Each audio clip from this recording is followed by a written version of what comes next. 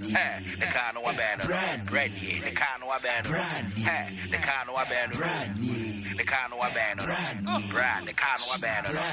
Bread, you watching a kunyao. Inshiraka neat et yefunina. Ozioma ADAKABRI or ribo baby. The car no banner. Yes, or quite caressio.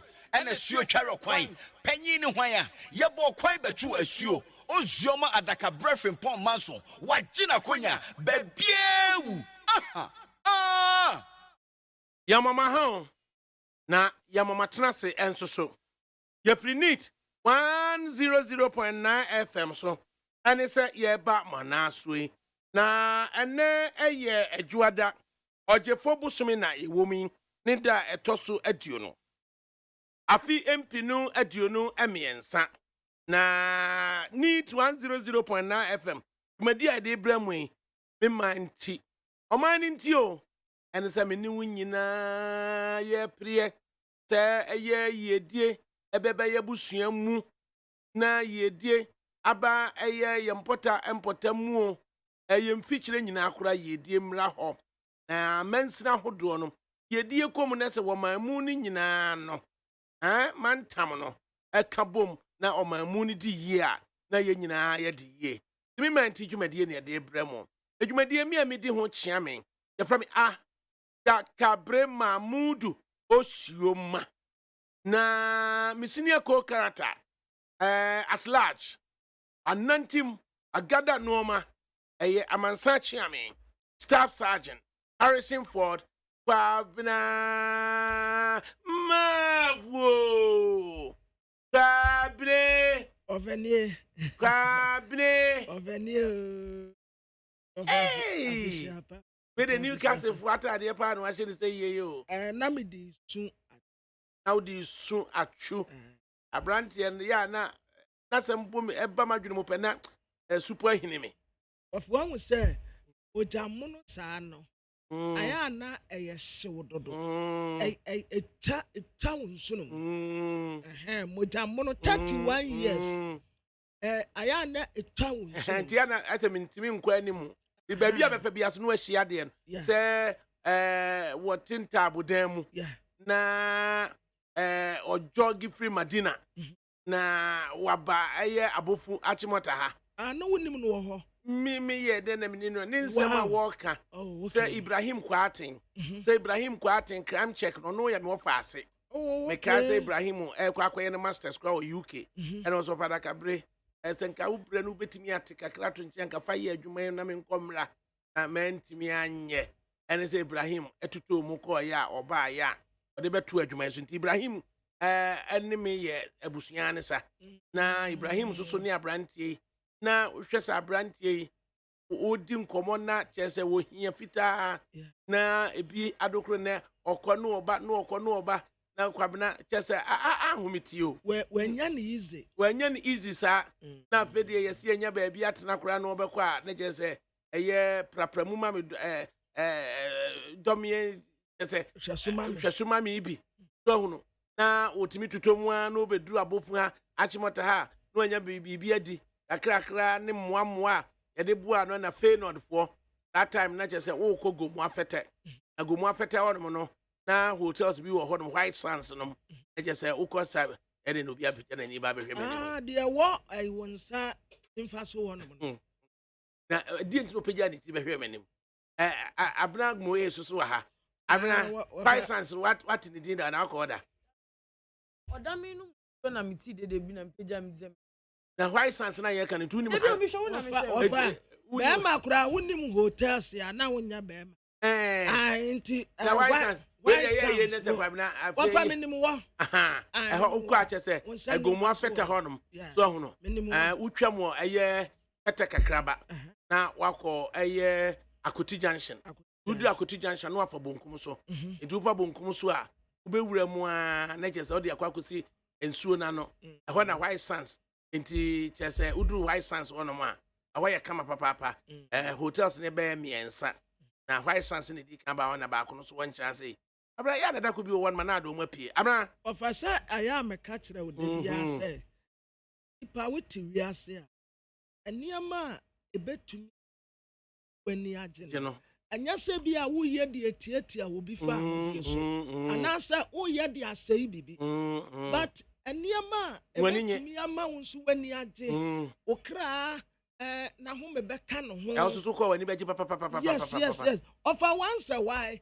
Enti anya se bi a ukoda hotel ya ukodi nsɛmɔ. There be. But ubetumi akwaya Relax. Hotel wo. Na empra wo kra wo yire se wo. Wo pesa wo kwaya relax wo hotel wo no. Ehun hia papa. But e bi nso a na wa wo hia rest no. Because why sans one mo dey why e kama kwabra. Yeah. There's obefra Koti Junction kra na obekɔ hɔ no mo no. Kama. Yeah. Enti wonnam ye ufra Koti Junction ekɔ why sans no. Betwam of Feyenoord Academy ho. Feyenoord. The ho na branti yebefa no a yede ne kɔ ye e wo kɔ akɔye trials. Okɔye trials. Na FC Porto. I can't say yemfa ne mra Portugal. Na just Lisbon rather. Emra me trials. Na abranti yesi yemane nko. Yemane nko na just yema ades ko na just won susu ye na dwene say wo so otimi kɔ baabi sa. Na so onya abutre wan ka bibia na eventually ba say o mesene na onko Porto. Na eho na aka na nsape na jesenka o ma ye de be ne a transfer window na twam na ne passport o mo pre afi de passport yi ba ye emma visa etarimu na visa na ena na dwo no wo kwa a china na visa no validity ne be sha ase na akode risk ye o de be ko na hwe se at that age 17 under 18 na oduru airport wonom na afi de scrutinize documentation no. Na omahunu say there must be something fishy. Na obana pejaniti no hwe nanim. Na won so hwe nanim. Won so hwe nanim. Afi na the passport na ma no. Na okotena plane mu. Akotena plane mu nuru ba bia na test be ebe ka kire ne manager ne say kwa wo koi o mabiem. Yes otumi say onya chance free Ghana. Na wo hwe bra wa bre ene ohia wadie na na just afede akodai etimi edekoye. Okoye so a coaches mako ensia ene ba say onye runs kakra bi oye runs no runs runs kakra no afedi de coach no enum ese kwabena de binya de a ye be man chance na trial no e bi yemfa no ena coach ba ko kan say omo ma yen try ne kakra nye yi kakra afedi ye man chance no wo bo match me you pe na oboye no wa na ya man contract for 6 months aveni extend ko 1 year and just say wotimi de car ho no ma akoda ya de pa aya de pa se de enkroma dasa wa ya de abramo ye so ye mo atena sen wa jane me na ya me de hwe abna enye ya ho sa wate Emeja. Make we nyina da. Ada sankroma. Ati nsem hunu bi okeka hodo. Ma ne de. De be. Na kobo hotel so pe. Na dum wo muja. Enye selfishness a. Ono nko a. Abna. Na wa okwa wo de. Ko kwaji permission ko ka kire no. Ma ni sika na mko white sans. Enya de bia wo ka we radio simi na mabonti na mamfo hye wo de ADAKABRI de wo hia ne de omunim se ni nyina ano a de bia be ka kire de be ka de bia sa wo ti radio so na wo bo ska kese na wo ka ne ma enya yimbo na ordinary akra ma fiti last year August wo promise your restaurant amazing de bia say ya nam koma abna wo hia ADAKABRI de ADAKABRI na de ADAKABRI bo ska ADAKABRI wa ye e so de wute de bia say ya ADAKABRI jam na mitam baby jam na mitam baby jam What you lie? Debi I say ya. What you lie? Kwabna, nyame ho na atome. Ayo. Wafa won ya lie, ho aton to a lie. It doesn't the value is the same. The value is the same. Uja wen ya. Oba weni kukuo se ni. Unye. Mami kan wen. Katwom. Ayi asam ba. Asofo no asabi o.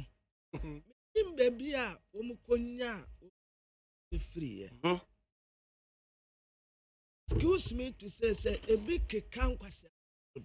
Me hu say me offer ase no a. Ahu. Asama ba kakra kase mo memu abonyanya. Me offer ase no a. Wonim no. Ono na be keka sanse mu no. Wafa wonim no. Me hu ya na mbo obrim. Ye na bodwe say fita kakra wo. Na wote wonom say. Ayi. Wona ukoyi atu wo sunsu. Wodane anoma.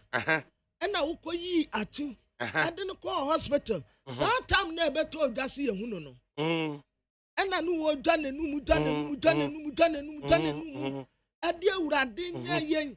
Wafasa de okanyina no oboa. Ai. Enti adentina wodi nyame edidi agrosa. Ofa adena mudi nyame di agrosa. Asofo. Ana omo so omo ya asofo. Asawo obiank. Ya omo hu si esuro nyame e wo ma ho. But ofa ya time. Anya nika. Asofo wahu da suban we binti. Ena ebinumu eni didie wa asofo mu biyo no. Yes. Ebini didie bebre wa asofo me kura say wofa. Da wo ye sofo. Na wo be ka asam atrem ya. Da wo ka niam a eye reality a. Eno me titum chan say. Wo be ka say ena wo sunsun mu wi ase say. Wan wa titiri wodi wuti akwhye poase. Sansam no aya mempe. Me physical dia we ka tire me say. In fact, the would drive if you do mu akofia. Aya nko speed. E won say wo pentam kra ya to. O say o ka eniama eye abrabo mu ade de kire. Oh abna the wo free efie kwaduma mu a ya bompaye. Enya me mfa nkodura asumdi. Abna and the wood to a Jumamu brown once in a man who said, ADAKABRI pese or Tauskabi. Aye. Nadia, Uber to me, dear, Jesus, prophecy will say, Minamijano. And really, well, soon I was okay. We were kind of Abrabaji. You check camera. Whoa, you check camera. No, you check. Oh, just find that camera in here. Also, Sunday Bishop. Obiano. Ibra.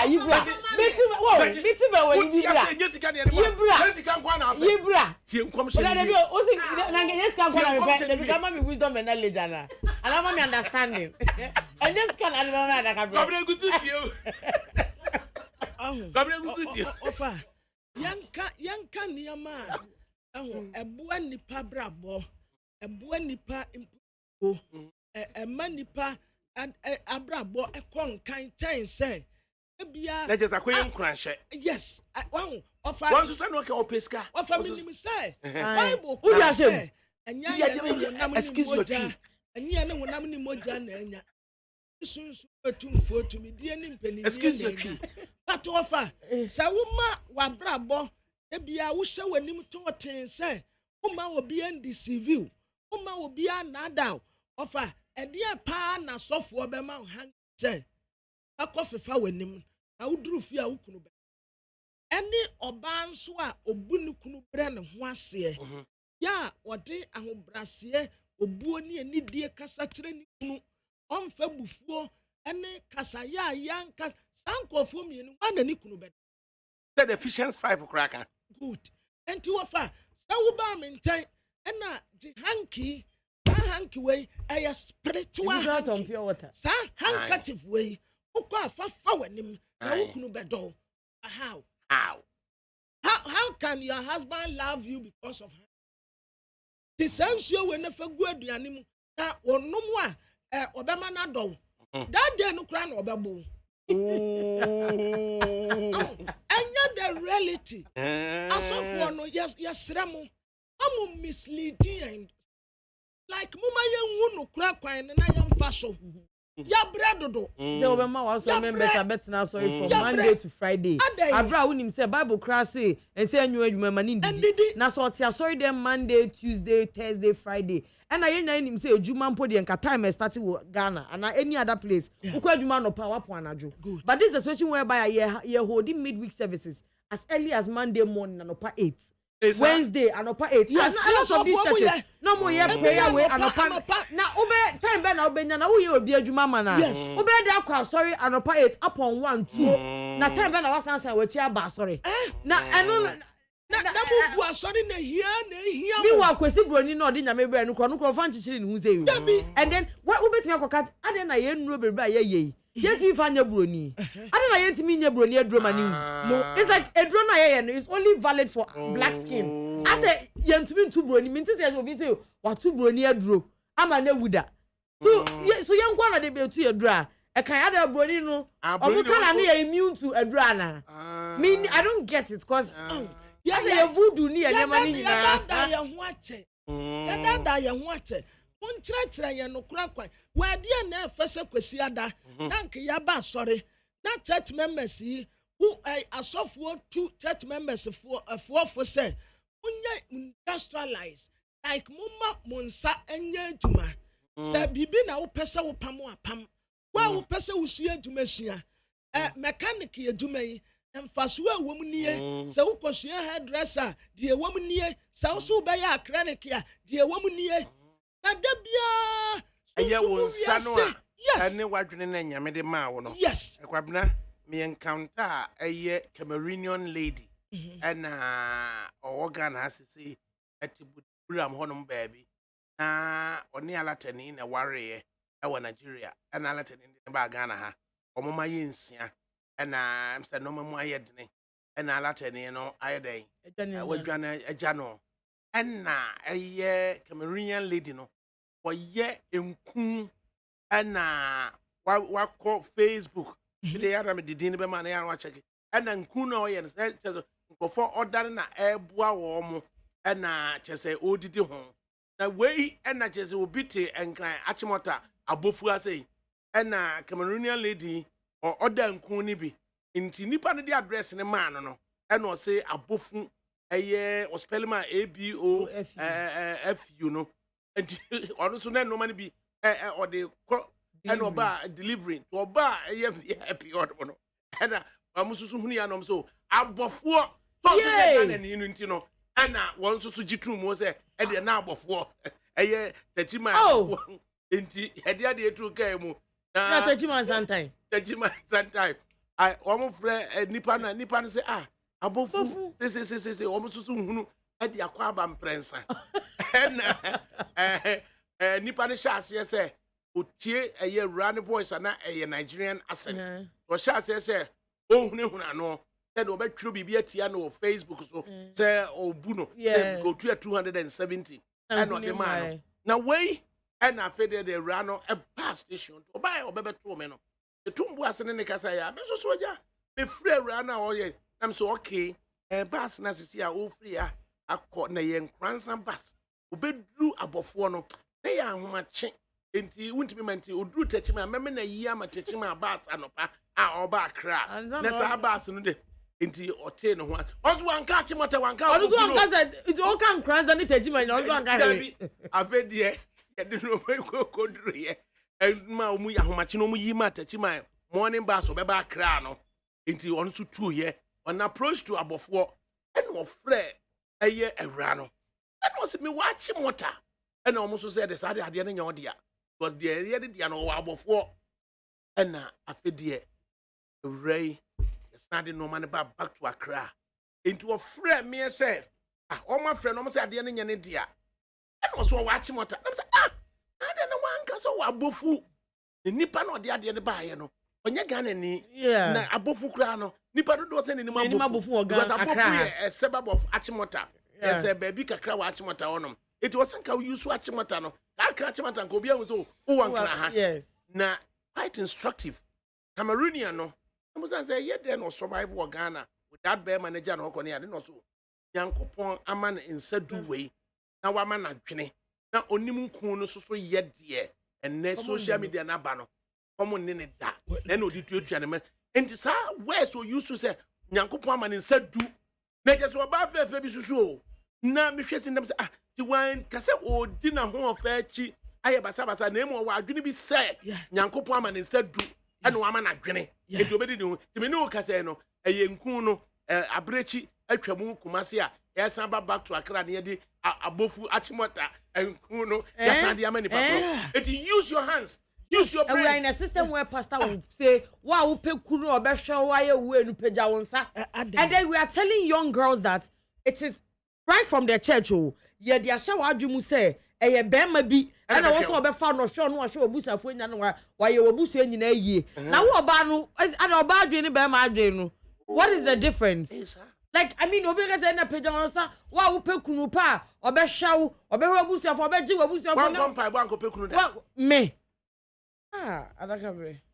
What did you matter meeting? Imagine say oba asofo ne ye ba mo nkyerɛkyerɛ ɛmaa no no obuhunu say obe so be mani be ma be ware wa ɛmɛɛma ye ne yasetena anya din o ɛniɛma nkitinkiti bi na kate yen ɛniɛma nkitinkiti bi nso na put you off enti wo ya be ma no a wo ya sofo no kyerɛkyerɛ ma ya na wa asɔre no say wo ne be ma te a say na sasa wo ye enya ni nyina na ya spiritual ɛna I can see say wa ho ofra nyina ti no ye yi wanim ɛne yɛde wɔ dwan anim ahyɛ w'anim ɛwɔ kasa no ho fɛ aha yɛyi anim ne yɛde adwe yɛde adwe ahyɛ w'anim ɛne yɛadane w'ati de akɔhwɛ baabi ɔfa nipa no kuro anim aduane yɛ saa ada no mesia ewura bi a yɛdi nkɔmmɔ na ɔse ɔno deɛ wobɛware no a wankasa wo bɛrima no na wobɛyɛ aduane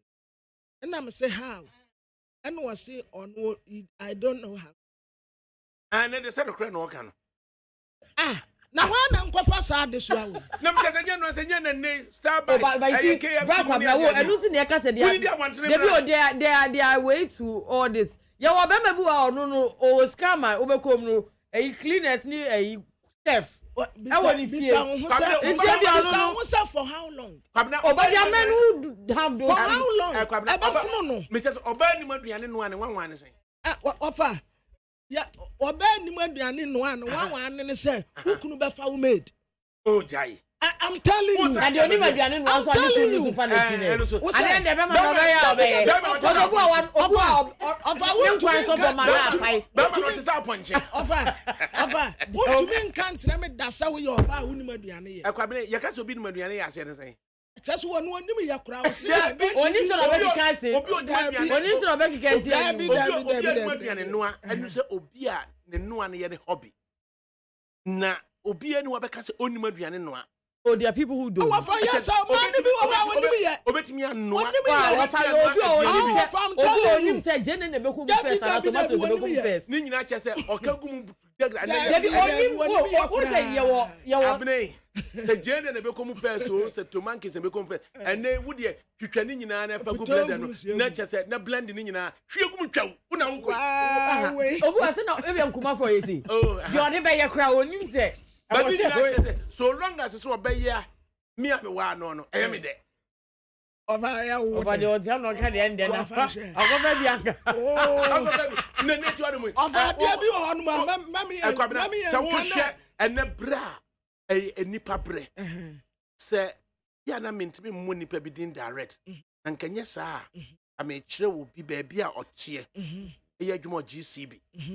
Enna baba adwuma na waye aduane na no pages wo nyane nkwala 4 am na because opeso beat traffic so na watimi akeka no ma bi asiani na beema no so dama ne hoto no kakra sa na ono asore ene baba na wo hwe saa ho kire no eba no a na ama wo ba na ye depressed na oba na ye depressed no ene ono beema no so free so oba na ye depressed ntikra ase waye nuisance bi ama no ena agya won so ogum wo ba bie na bana kwa sorry a kasofu be ka kire ne se bompa na obo sam na ye oba bi depress ya wa ye ne aduane na o ye no there be just a time no na bra kwa na wa nkola afọ wo be ma no wada tu jari tu enye yi so na wasa be sene akwa adwuma na nwume wasa di traffic man be ma no so ye oye adwuma ba ono no sorry sa afọ ni jari nkola ni bia mu nkola no so be da na oba na ye ni nyina edu oba de be kwa adwuma so adwuma no so oba no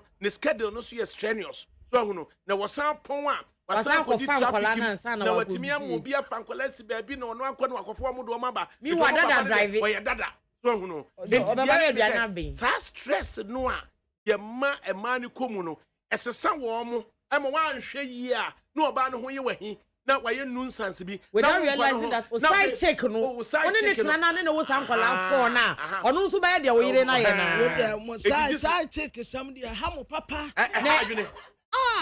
side check hamo papa send ya wuti a kire send ya awurade na de ye practical let's be practical with that right. Well, you can't choose what to be practical with. No cry back. Yes. My men can no cry. You catch it. This is Nipanoana. Bema, what do you want to miss Ghana? When you were the yet to say, Davy,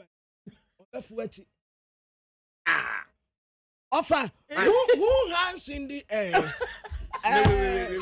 You can't say, who never fuck off in the air. I said, no, to me, can wait me and Casso be out in you. Who never be on you. What me and Casso, and more be a country. I'm a child. On one, what? I cannot. And the woman is a quadrant, and no more be assassin, a canino, not housewife or dorso. At a ne, a majuma warm yeno, a dorso and a majuma ye. Because in my money, pay more motifia beam. Now, a money baby says, what do you bring to the table? Exactly. A man of Brandon is sick. That's all fees, sir. Oh, man, a year in Yajuma. Oh, but I know of Casaman, you're going to Brackwabna. It's a fine, a walk with a more willing Yajuma. Pennis, Debbie, and get a sank of an Oyahi. And I see Oyahi. And the fool boy, say, and the dollar. Why, I'm more by 9 Yajuma. Net that one some be better to them. Not the judge, no air quantify the number of years. Or ban it in fee, it in Coquer Juma, because and one of the asher, now for catch that was say, what you won't some dear more banner, what you wouldn't yes here. Now I'm going to say, what now bray you see, Dano, when I bray yes, and then said, not enough, she a and can be and no one can buy mama by one for a real said up at the end from Kobe. And they are poor for Kirky, Mamma. The real said up at the other way. Make a white 4x4 way. My name for Honda. Oh, the one number me. I'm not the other way. I'm not mere share and then someone ever bano. Papers in the day or deca crano. Ye story about Cobra. Na ya share home. And now so say opinion polling be early January. Global info analytics the buy no 82 constituencies na omo ye no yes 82 constituencies no MPs near 44 and NDC MPs near 38. It is our MPs 44 no more MPP 4 no and they be show mu gina bre e wo mo constituencies wo. What is happening there? Now 38 constituencies so omo ye NDC for so no ye be show mu gina bre. Some few comments on the fact that a no as a flag bearership and in one breath MP Fojina a year vice president Nechi in another breath a year police station executives Ejina a year Chamatino so Echi in an analysis. Could be what him say I say Baba could be what I have say a daily guide they pay too. Yes, it be course work. I Jeff Kunedu a papa ye no. Oh, Jeff papa ye no. And it is Jeff Kunedu no. You are fascinating a year Ababa way when she. Oh, near uncle Nini. When the share baby. When the share baby. And I name my Miss Free Germany a baby. Okay. Into a hot and yet the walker. Yeah, what fun a one. The Democrat say. Vice President Dr. Alhaji Mahmood Bawumia to said the Democratic 30 members of Parliament. Yeah, ononyam for Osete Mensa Bonsu. Or ya majority leader. Osaya Mrasebe only Mrasebe ni was swami. Or Sansi a minister parliamentary affairs. Or no, na odi domnwenim. Ena majority chief whip. Osaya MP once a woman had waited. Frank anodom pre. Ena MPs by 28 counting or no 30. Ena ebano regional chairman and so on. a 15 regional chairman. Or say exclusion of Eastern regional chairman na ye Jeff Kunedu because one na ade atonani. Enti sankofo yi nyina see enti 15 regional chairmen. Ɛna emrasebejafo 30 ɛna wɔn nyinaa kɔgya His Excellency Dr. Laji Mahmood Bawumia ɛwɔ eyie nase na wɔse ɛbra eyie nase no unexpectedly sana Democrat yi kyeremu o wɔn ya ne sɛ onenyanfo alantrama nso apie hɔ na wɔn wɔbaa no wɔkuta former MPs menim sɛ sana tie dia yɛsɛ wɔkuta former MPs ɛna wɔn nso atwa ne ho asia nti wɔn kwatia no but according to the Democrat ne kyerɛ sɛ ɛbra vice du hɔ no ɔfa yɛsɛ ɛwɔ bo sama asase kura wo so ye ɛyɛ wɔ sɛbɔ kɛseɛ paa nti ɛbra ɛyi onenyanfo alankojo kyerɛmante ɛbɛ mu no ɛne yɛsɛ ɔmo stop no sɛ vice ɛwɔ ha na vice ɛɛkyia nti one time na vice president ɛnti awie ɛne yɛsɛ dede ni momome no na nyɛ asɛm ketewa omu ye dede pa Find a story no nipa a wɔtrɔ yɛ Daniel Bampo and a troy ananimo himfo atenase ɛwɔ yi ase na emawre mfida the vice president of the republic ugina hɔ a ugina hɔ ma ɔman no ugina hɔ egina president no so anam the vice president ko ba bia ɛwɔ sɛ state officials edi akyire emi ehunu sɛ ɛyɛ de bɛ nea waba yi yekochia nananom a in that order of hierarchy no my vice president di kan echia suppose na ka president wo hɔ anko na be di kan achia kane itimu nyina ma ba yi ase ye na ye two face for me anopa eye kyerematen no kɔ hɔ anse na awia anopa ɔhyɛ atade kɔɔ anse na awia ofura ntoma ɛde kɔɔye na wo bɛkɔ akɔ bie eye Ghana web ɔno so bɛka another story Ghana web kɔkɔhwɛ Ghana web also see polling station for 500 ɛna edi kyerematen na chi ɛna ye de bɛnia ye twi momome polling station Ghana web na kɔkɔhwɛ na kan sɛ de ɔka we no eti hɔ ɛna ɔbɛka kyerɛ wo sɛ ɛyɛ regional chairman ewu a every regional chairman bia so obenya ho a wobɛ yie no enti obi bo obi yie a na no nkyerɛ sɛ ɔsupportu we nti ɛna ɔbɛ yie no na no ɛna ɔmo yɛ ne saa ɛde wa ɛne na Daniel Bampo ɔnya mɔne bia ɛyɛ ɔmo ankasa mind games no ɔmo de yɛ ɔmo adeɛ enti ɔno de ɔbɛtwerɛtwerɛ ɛde ama wɔn na nkanyɛ saa adeɛ a enka bɛka but wɔfa wɔno adenti na adeɛ nso ntesa owura watwerɛ na adeɛ ɛyɛ mind games ɛna wɔn nyinaa no ɔmo bɔ it is a wo anti saa politics we yase a ɛde ɛho nsensɛm ɛbɛyɛ bebree it ɛyɛ mind games na emum so oduru hɔ na wo hwɛ sɛ early stages so oduru hɔ na a disco boys ni hyiaye na kwame ya compre kwa Japan oba ye na ne nua panyini no kyerɛmatene no esi Africa mu ɛna yeso ɔde nsa gu n'akyi senior ɛna ɔkyia ne nua senior ɛna wo mu di ɔmo nkɔmɔ akwam na mo so wɔ US o ɛna ɔso mabedu na ese ya toto ne nyinaa ne yɛ sɛ ɛyɛ politicking na politicking so deɛ wo yɛ ho deɛ bɛn a enye yie enti sɛ MP ɛna wo se aha na wudi a obi hyɛw enipa almost 200,000 and the polling station executives. Yeah, can so MP for yanya baby di agina. Obi so hyase as a polling station executive. And ebi ko abeye constituency officer. Ono kura no, and then kura won timi nsibi. And ebi so anya duru baby na ye didia me afunu mu nyina ye ma.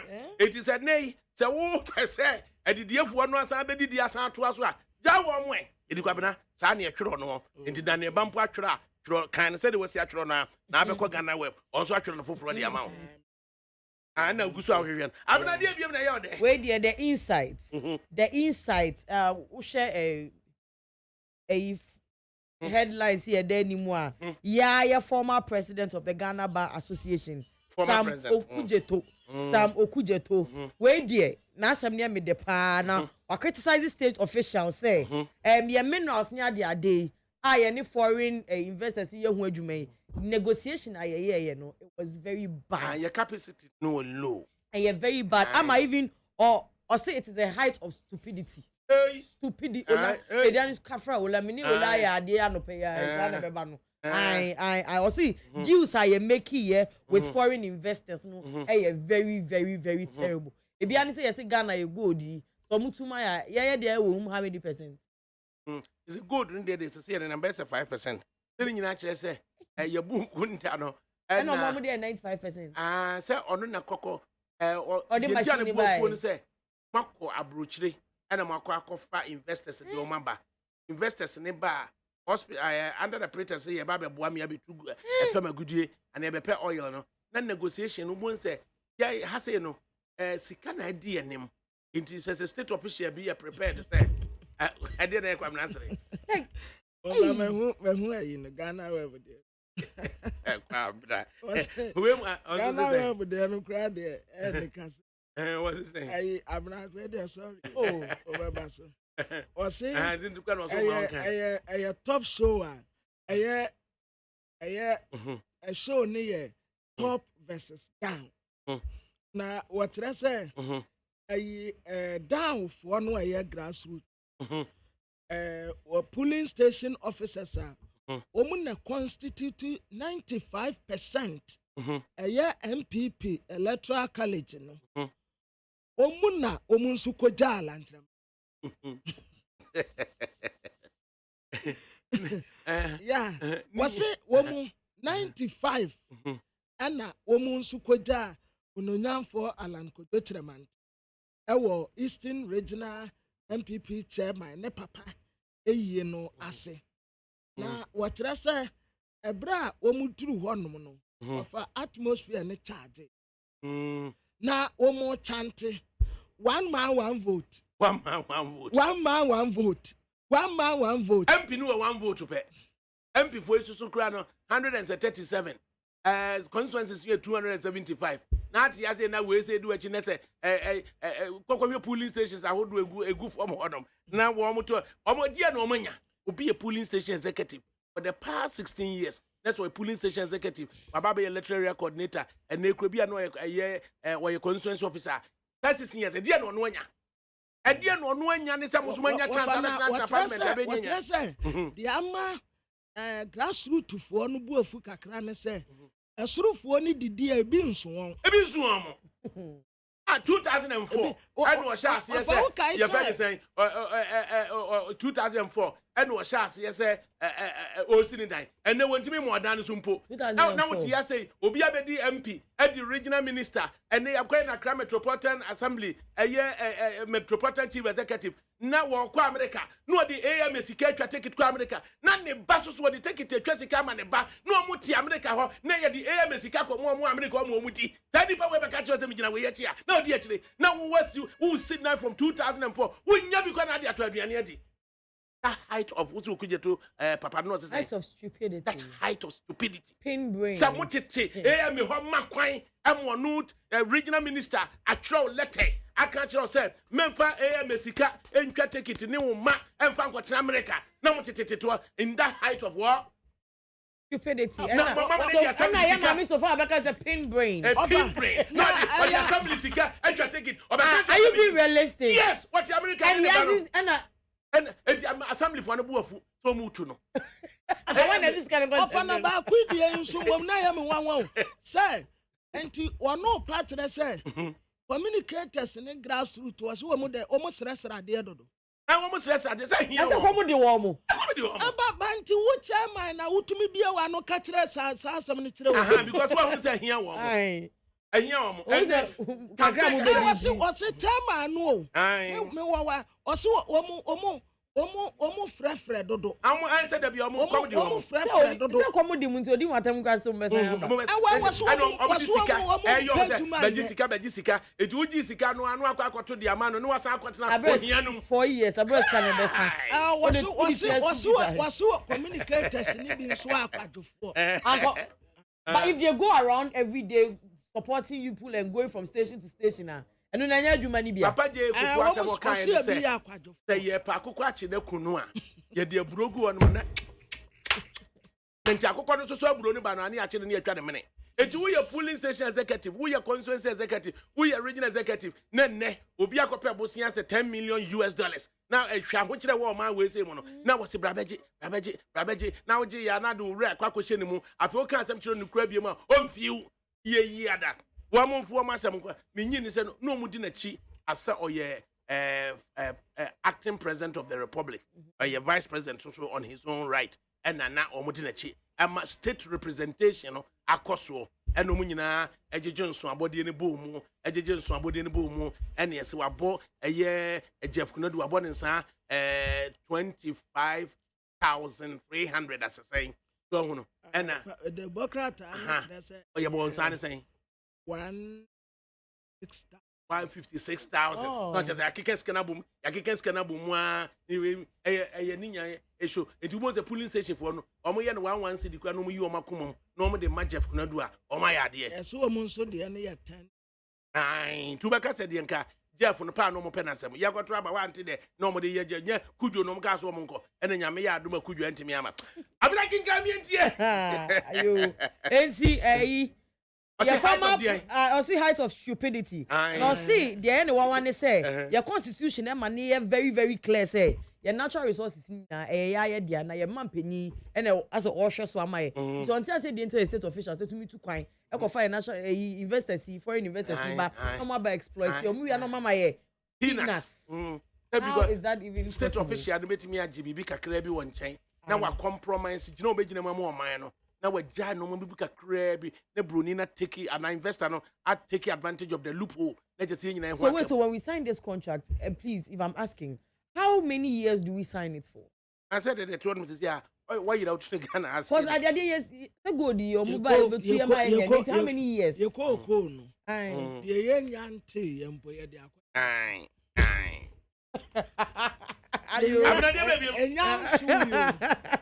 I'm not a young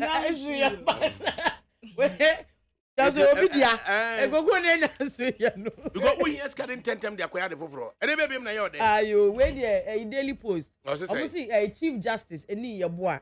Ne boy edin aba e sofu bia ye say double identity scandal bi. Oh okay. Ani nyina na ye sofu kusibu ati. Na ye say wasan wodi mfoforo kwabenadu jamfi. And na ko wie say ne sofu sedabre wo mo aside to kuje to black for contempt. Almost citing for contempt no. Enya sa we no mo de bre no ototo from no ojeji azo. And almost so do almost responses aba. Almost responses almost de buy no. And almost chire mu say Chief Justice just last quarter of the year 2022 no. Chief Justice is secular by. Obia na obeserve court processes no. Bailiff no. I was say or year from the judicial service. It na ka to me private bailiff. Now wakwa year service and the amount. It is any pan no mo de buy no. Almost so counter kire say omunye private or omunye judicial service bailiffs. And then they couldn't have been cited say omuye say and assign koko rem so say say ni pan no akire no a lawyer or no so ogina sem no mu de ama kusibu aten ana kwamnadu jamfi no a lawyer no so da ho ne Tibuaten no with the same company. And your Bobby Banson. Almost no teaching and Chani. Patrol a newspaper anymore. And I will cover your friend newspaper near Frost work and who you don't see a say. Why? A more bearding. I tell my man, I don't know if you bet me about and be moody. We are Jumas wrong. Lawyer near in the performance of the duties. And a wage, let's say, is engaged himself in a misconduct, which is a very serious charge for the General Legal Council to deal with. I would advise to say, there wasn't a lawyer, no, and what lawyer be adding. No, not just a wise speaking from a seminar. But how do the Democrat no a can now also all republish here? When the Democrat and in a moody for back on it would the woman say a BBA contentious that the Democrat would maybe originate on what you're nasem or try would the Nipa no yes subject matter no Reverend Kusibuatin, Nakabredu Jamfino Abudino. Name where the lawyer is being cited for misconduct. So say on your ethical. Say we need conflict of interest across there for nekekano. Say Ukrainian no the company is based in Siano. Oh yeah, a director of that company. Because we are secretary to the directors of the company. Enti akwa se munyina no na wunim bone ana all ye bia na enu ntina me pese obebone den no na ya be fra mo akogina ba bia Enyenya for me fan say nipa koro no lawyer ni betumi asiw de ubokrata. Obetumi asiw de ubokrata ne say o impini on the integrity. Say for whatever. So odina ni onyamu twitwi form. Odina ni onyamu twitwi form say wakwaji kwabena du jamfi a case say obe handle the amano because of that you know. Lawyer no betumi ayi newspaper na gina nchen. Amana san ya asem foforo. Na wo also bo lawyer ni din bi no. Obetumi a obehwehwe so baabi obenya sika kakra to ade energy. Ebi a Michael Dokosi daily you know niska but abnamoye ne kan ye dia despite betua but that is betua nti de yem fa abnamoye me kan na che say ye nsu ye ni chepe nti me fa ne say the anope stations ya ye kan ye nyina obetumi akan ye ni stations ni nyina bom wo ono anepe obetumi atwusu wo mo wo sika obetumi atua ena obetumi aka say we mu de omu ni dama nti mi mfi wo mo nti de and yes wo fa we ya sanso anhwehwe ni mu atem owura wo sa godi na tem say ye ye contentious and nti ye contentious no onfa ahonkonko for the mu enko wo de no answer wo sikusibu atin lawyer no ano person eti abna edi ebiem ne ne yo de meje tu nchen wai the new president bravo pa enyandu 3 miles kana wa beji mi kwa mu obi di na wa beji mi dia a bit technical. Ninya said that be a work as me. That be a law school na ye never go because do not as a woman be we from law school na ye nyina. Abre. Ye be go na dem go free mpa me. Edu ba bi kra law school no. Edu ba bi asem no. Enye ade a bi kra be si yaga. Then so the fact of court now like stress waste of money so you can avoid it. So you should always be on the lookout for libel. So there be no hu ye na ko ka bibi ma ni kuma me pesa me da me nye case study ene be bi na yo there amna yo we there gold for oil chain no ye min gold for oil why ye gold for oil chain no ye energy minister Dr. Matthew Opoku Prempe ohineba I see omu be monitor every step of the way. Omu be monitor every step of the way. Na uba the informer so a. Na che say uba the informer na one watch uba the informer wa charge the National Petroleum Authority say ebeya nka omu update the public regularly. They shouldn't keep us in the loop. Hey, I was on my they should update us regularly on the oil for friend Kevin Taylor gold for oil program. Aba be chire mu say enka ye se de ye gold akwa akwaje wire dia ba ma enka ye Bank of Ghana for adwuma enka o na di gold na enka ye hwe sa transaction no ato ma akwafa company bi the company ni aba be bata ho that company no ene di ene mu a omukoko gigi sika no anoma ediskana bre PMMC the ho eye na akoba say adenti na edi sika bre we no na eye kickback bi e wo ho ba bi eno na wohene ba woni na na matu poku prempe so be so kire say yamie ni nko ho na distortions bi e beba eye sa ahye ni mo no yetimi ahwe se de bi si afa so de aye no ye be ni o de na the new crusading guide ya PC appear ofori or say okoni constituency bia what was it John John o de mama nye die PC appear for Jesus wept square Bible verse be John 11:35 John 11:35 PC appear ofori patron na wo I say anytime I visit my constituency okoni constituency bia na ne ra akori say esun why are there so na anti na be hwe eye sa 38 NDC MPs no DC appeal for the constituency ka ho so no nti ye be hwe what is happening in the constituency anti a okase okọ no man no so do that quickly ma me hwe PC appeal for the constituency no na ye hwe de ekoso ho nti a PC appeal for the duru ho no mo a na osu na yemfa enfa enye ntoto ho kakra se de be si afa de aba the PC appeal for the constituency no no Odobin Brakwa, Odobin Central Region, Esikuma Odobin Brakwa, Yershare Central Region. Na Yershare dear na air coso honum. Assessment of that constituency no, and normal air coso ho, a diabema constituency no, Adam Panya, and into beka say normal bi enko yie e wo ho a isi apofori oka yenko central region central region central region central region e yenko hwe e PC apofori constituency honom ye e koso e wo honom right ye duru honom awia na sakwabna the central region esikuma odobin brakwa MP oho sese no ye oye NDC MP ye frɛ no ɛyɛ Alhassan Kobina Gansa na Alhassan Kobina Gansa no sa MP no kokoye research ɛwɔ sa constituency no say direction of the country no on my way yie respondents ɛwɔ constituency are saying say emu 6.7% pen say yie ɛna ɛyɛ wrong direction enipa no 60% ɛna so ɔman no normal nko yie ye neutral no almost say 33.3% and Sikumo Dogme Brakwa Ecoso El Honum.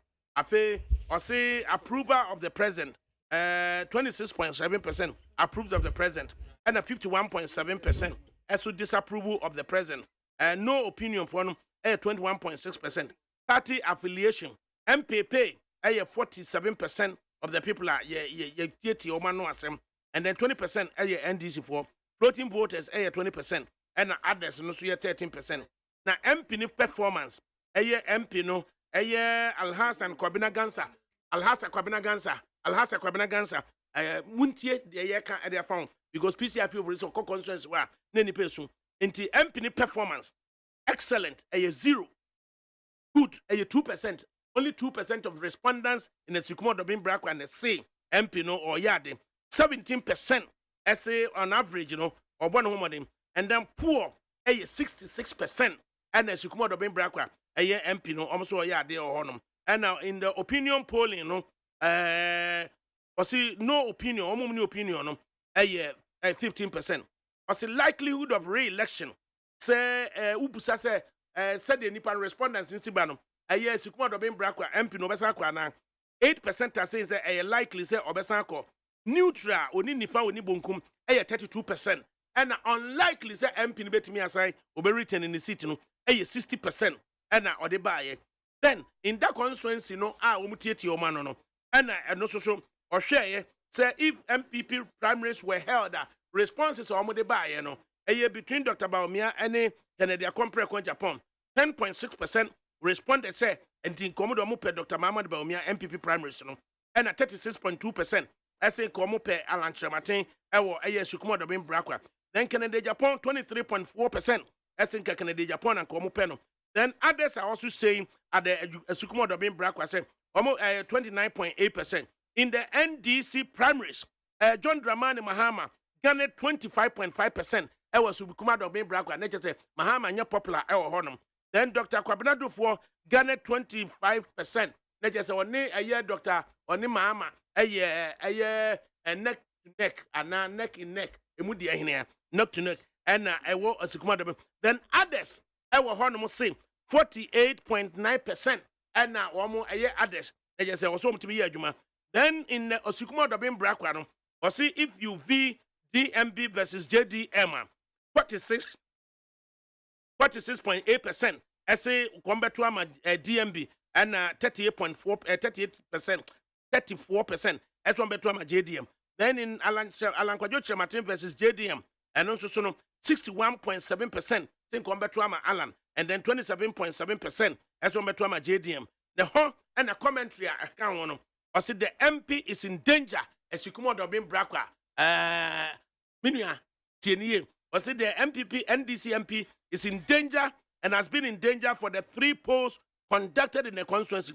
Voters appear ready to ditch him unless something remarkable occurs. Into PC appeal for it or say occur in the constituency and the and this is what is happening at the constituency.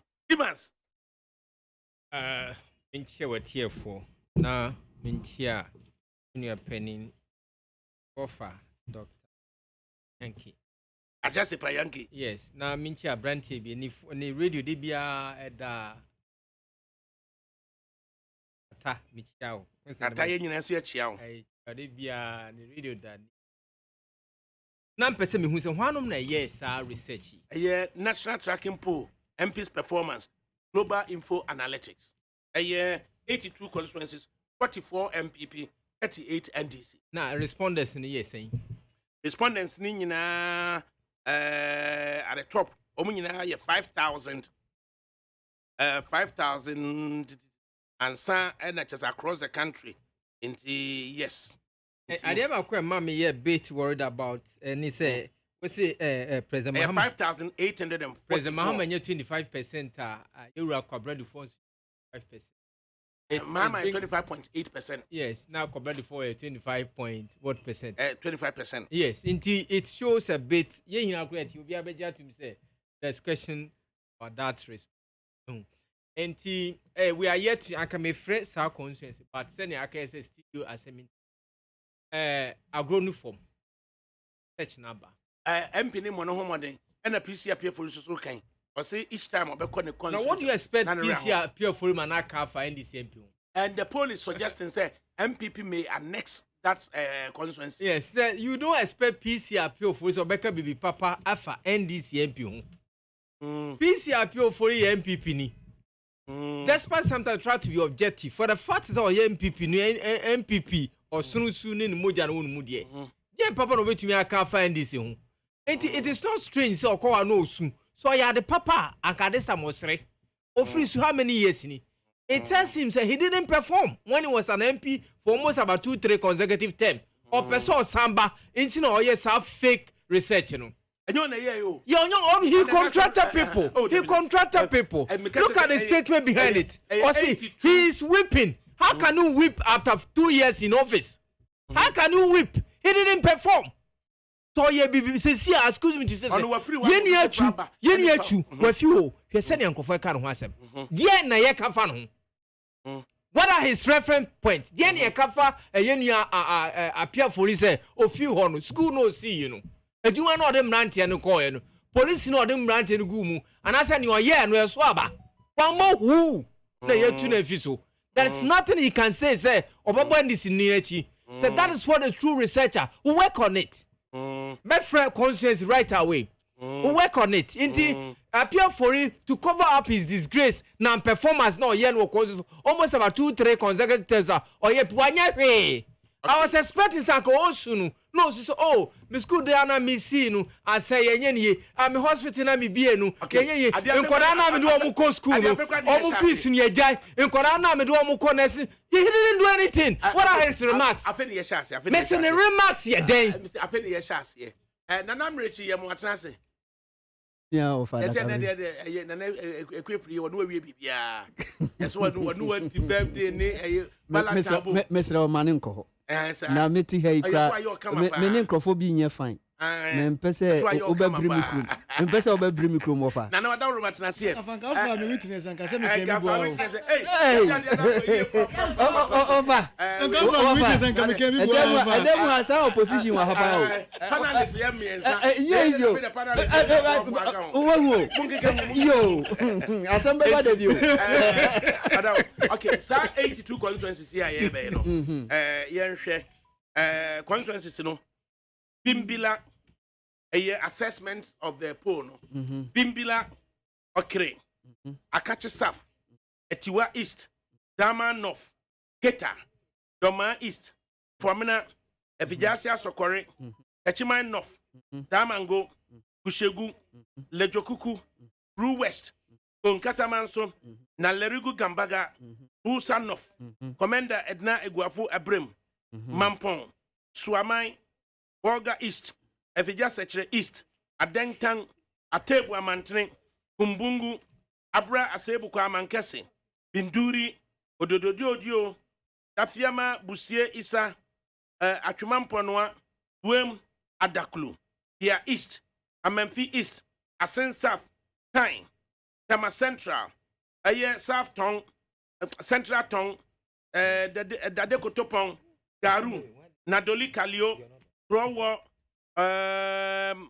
Upper Manya Krobo, Upper West Achim, and Swama Duajiri, Yon, Afram Plains South, Badaso, Asutifi South, Pau Afram Plains, Taraga, Afejato South, Sunyan West, Obuasi East, Odotobri, Outusenya East, adwura chidumase napdam baabi ani anwea so bekwai ayensua no anya so otuom krachi ntwumurum talaganof adanse asokwa secondary gomua west mpoho pesimintim Botiano English Yamam from Fantiakwa North, Trobu, Lambusier, Shama, Zabzugu, Ekropon, Asutifin North, Ejoso, Achumanwa Biaja Saf, Fijakwa Abre Saf, Esukuma Odobin Brakwa, Achumanwa Biaja North, Gomua East, and Eba, and inti MPP MPs 44,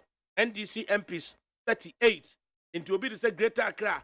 10 constituencies, and then Ashanti region, 14 constituencies, Central region, 7 constituencies, Western region, 5 constituencies, Northern region, 5 constituencies, Eastern region, 10 constituencies, Northeast region, 2 constituencies, Puno region, 4 constituencies, Puno East, 3 constituencies, Volta, 5 constituencies, Oti, 2 constituencies, Western North, 3 constituencies, Ahaf region, 2 constituencies, Upper West region, 3 constituencies, Upper East region, 5 constituencies, Savannah, 2 constituencies.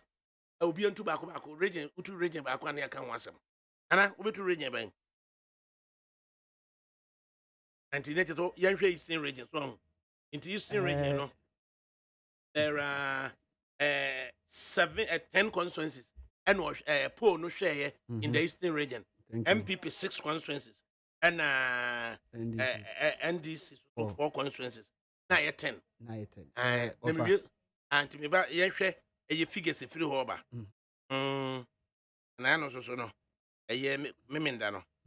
Me free eye manwase. Eba doso. Ye nkwan no. Oni atwa so amamo. Ye atwa so amamo. Ofa. Ye atwa so amamo. Wofa nyabote. Wofa. Menye ma me microphone invade studio has sia o. Ye atwa so amamo. Menye ma me microphone invade studio has sia o. Na me se ye atwa so amamo. Wofa ADAKABRI ukwada na mu okrom ho. Ukwada mu okrom ho. Ye ngusu but ye atwa so. Ye twa de enso. Na say me every morning. Every morning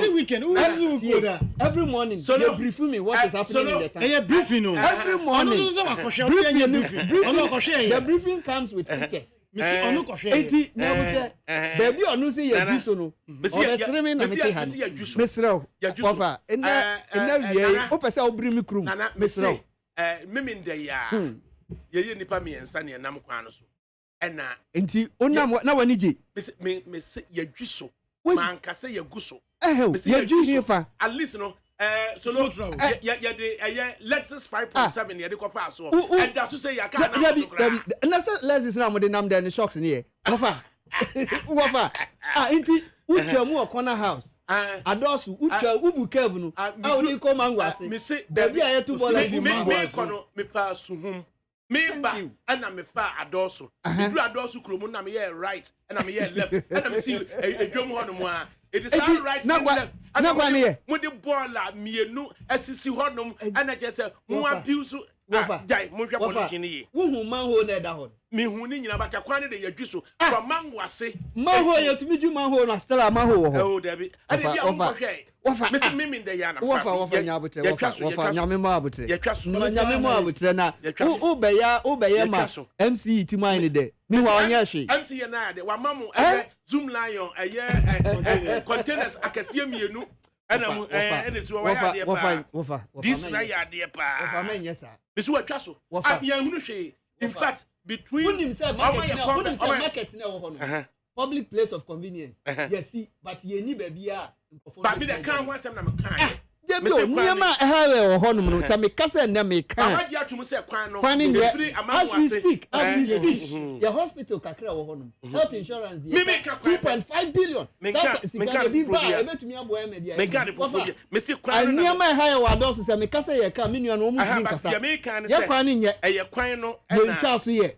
Ye twa so. Wofa. Me de ya na mfa so. Wofa ne baby a fine na nya do so. Me se ye twa so. Because you are those who are from place.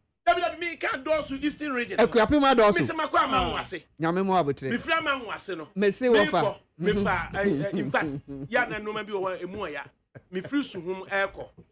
Na utunu se ya good coverage ni nyina at a point kakra bi free ya bedu air corner kota no ese ewo ho no kakra na e kota ne jaye na ye di kokoduru eye amanwase eduru amanwase no so suhum side na me free suhum side ba ne ba no na me choice of say amanwase no mefa right abesi nsuom ana meko straight abesi adoso na me yes na me chinti ye ti ameka cho no eti wu nti na ma me go straight afedi adoso I don't know do one friend ya nam so say ya I don't know do one friend nam say ye eti ni political analyst political analyst me nya mutre bia political analyst political analyst yes and ye bia esu no say ye twa no hefa potin because corner house make am one say ya no pay manhole la dida promo na ye twa so na say branch ya adoso kwan na namrechi oho ne ye twa so anya adoso ye ka ye twa so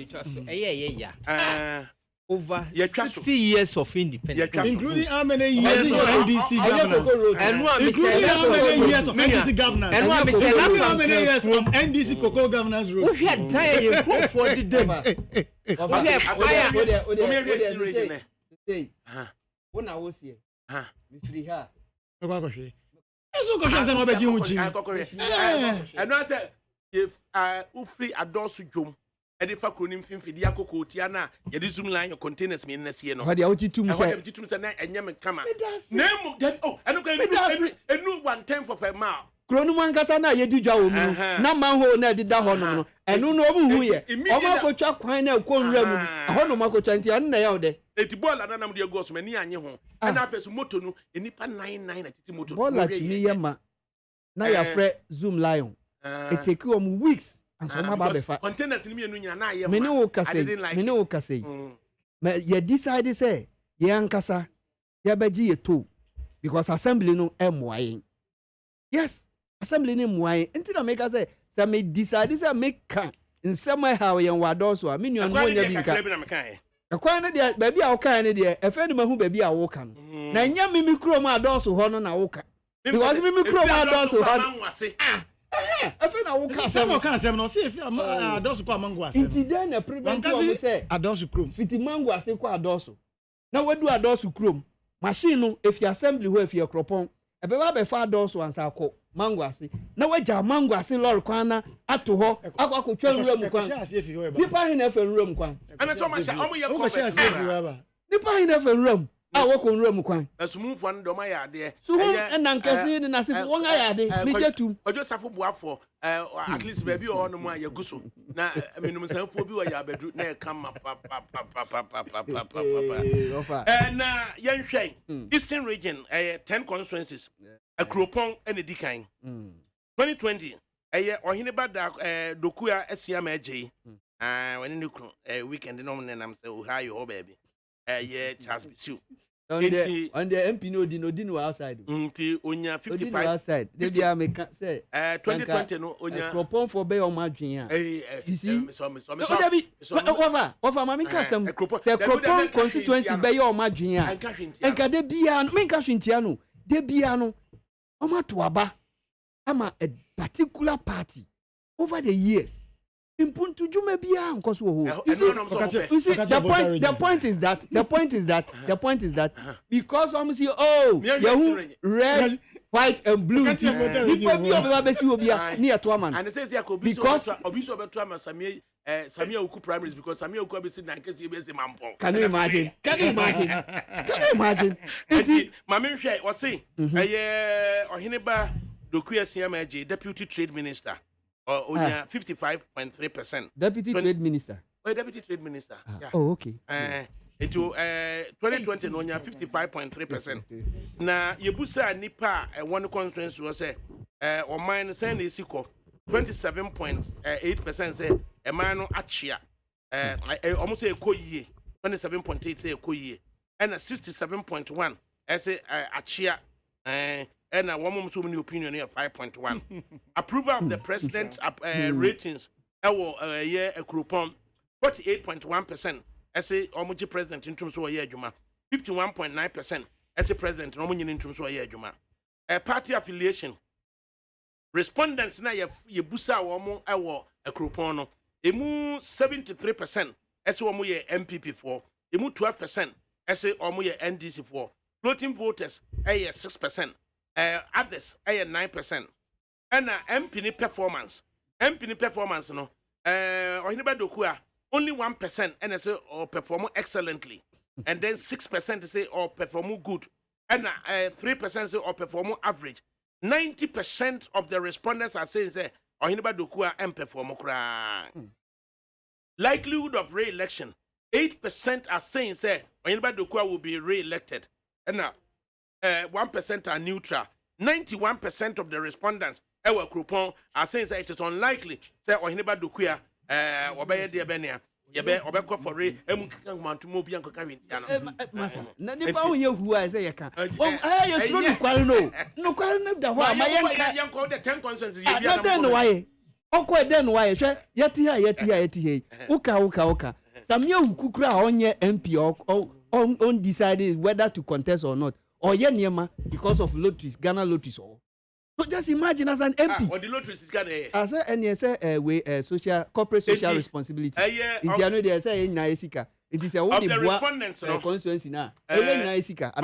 Of the respondents were Crouton constituency, if MPP primaries for a 8% DMB, Trematin, Canada, Japan, the Domian Saint Gina Honomoa, a Crouton constituency for say 18.9%. Omo de bema Dr. Baumia 56.8% say omo de ebema Alankojo Chiramatene ami aji kojo abji oye adwuma 13.5% so omo de bema Kennedy Ohine Japan, and then 10.8% say omo de ebema others. NDC primaries say what the Dr. Kwabnado for any JDM Jinawa in a Cropon constituency 54.1% as omo de bema John Dramani Mahama, and then 32.4% say Omo de Bema Dr. Kwabnado for, and then 13.5% as Omo de Bema others. So when you put Dr. Muhammad Baumiani, John Dramani Mahama, our Crouton constituency, 56.8% say Omo de Bema Dr. Baumia, 37.8% say Omo de Bema JDM, and then 5.4% Omo de Bema others. Then say what the Alankojo Chiramatene John Dramani Mahama ejina ho a 54.1% as omo de bema Chiramatene, and then 40.5% say omo de bema JTM, and then 5.4% as omo de bema others. And this is the commentary. Or say the MP is in trouble as 91% of voters do not intend to vote for her and seems very unpopular amongst her constituents. She is extremely vulnerable in the primaries and may not survive. This is what Global Info Analytics results our constituency one. Yanka ten na na comment no, for once I sometimes don't believe in some of these polls. Me but for once with the issue of Dokua's issue now, I am tempting to believe in what these people are saying, because me free ho and I'm in near cost of constituency. From what they are saying, even some of the figures, baby says 8%, me 2%. Her chances of getting re-elected, no, I will just give her 2% because she's unpopular as we speak. And I will not be surprised that a doom rebina or do chrome hokra among for behruno. Oko mango I see sometime. Ye runo. Because comes under Cropon as a it comes under a Cropon constituency. So what I say from Obosumasi Tutu Mampong Amonochrome Manfin a Cropon now we designed about downhill Safro Inkong Kwamoso Okrase Adoso Mangwase any increasing a shisha winning comes under a Cropon constituency. I see all in account, and it is a big constituency. As I share I say ho na Osha Sroha. You think say constituency no high different, na high different. But it's the same constituency. Dokua Kroya okay, Adoso market. Or no Kroya no see a baby see ultramodern market now. That is Dokua's word. Ultramodern. That is the ultramodern marketer. He promised the people of Adoso. And the market was even built to extend, say, as we speak, public place of convenience.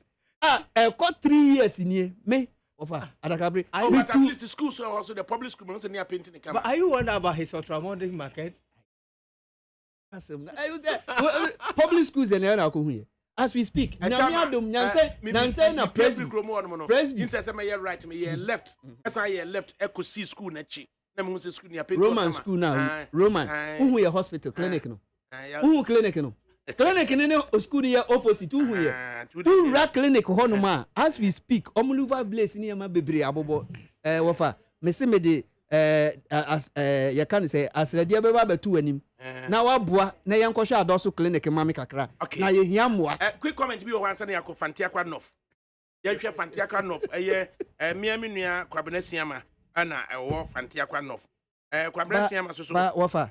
We see respondent now the years the eastern range the whole Ghana respondent 5,000 I think say they could have done better 5,000 the figures looks a bit on the average on the average each constituency not more than 200 people meanwhile a constituency of about maybe 70,000 and the rest. It is no, but offer. Now when you Fantia kwa North, Fantia kwa North, so Kwabena Siama, and the Hono Miami and no. On 2020, no, or the 47.79%, and no, the winning seat, no. Now, Fantia kwa North, where you grow, no. Fantia kwa North, where you grow. It the country is the direction of the country, no. 7% are saying the country is on the right direction, and then 30%, 30.8% are saying the country is on the wrong direction. No opinion. They are saying 61.5%. Approval of the president, 9.8% of Frontier North respondents are saying they approve of the president's work, and the 33.3% disapprove of the president's work. No opinion, 56.9%. And then of the respondents, Frontier North, respondents, 45% are MPP, and then 13% are NDC, and 43% are floating voters, and the others are zero. The MP's performance, Kwabena Asiama, Minia, where me come since no makai, excellent, 0%, good, 14%, average, 59%, poor, 25%, and it is average in the dorsal. No opinion, 2%. And then likelihood of the MP being re-elected, that is supposed to miss Kelly primaries. Now, urban national polling, the likelihood, 16% are saying they will still vote for him, and then the neutral, 50%. Unlikely to scale, 34%.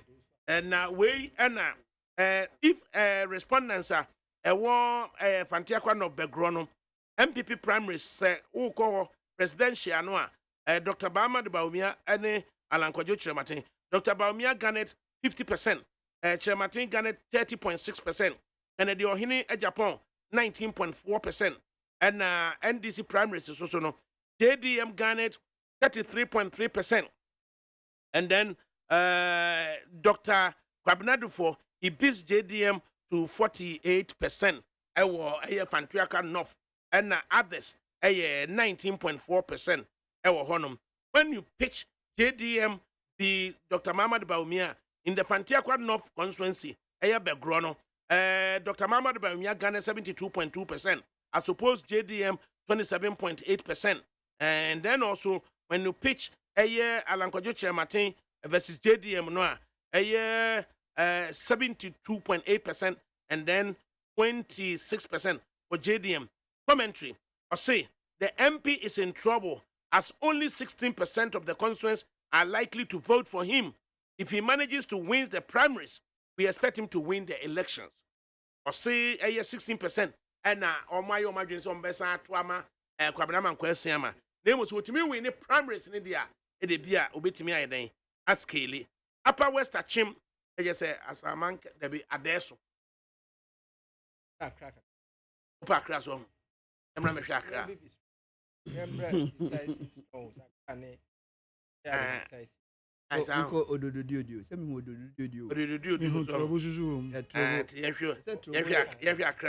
Okay, Accra could 10 constituencies. Into Accra 10 constituencies, emu 4 MPP constituencies and emu 6 NDC constituencies. Yenhwe Accra said ye isi etie Accra first one mia minua your friends say Sly Botiano English amam from who I say Sly 2020 or the 53.3% and or the winning constituency no na direction of the country 12.3% are saying say the country is on the right direction, and then 79.8% are saying the country is on the wrong direction. No opinion, 7.9%. Approval of the president's rating, 22.8% in English, Watiano English, among from 22.8% approve of the president's work, 71.1% disapprove of the president's work, and then 6.1% they have no opinion. Party affiliation, that is respondents in Botiano English among from 47% MPP, that is the respondents, and then 28% are NDC, floating voters 22%, others 3%. MP's performance excellent 4%, good 11%, average 6%, poor 78%, no opinion 1%. Likelihood of re-election, likely voters to re-elect Sly 13%, neutral 7%, unlikely to get re-election 80%.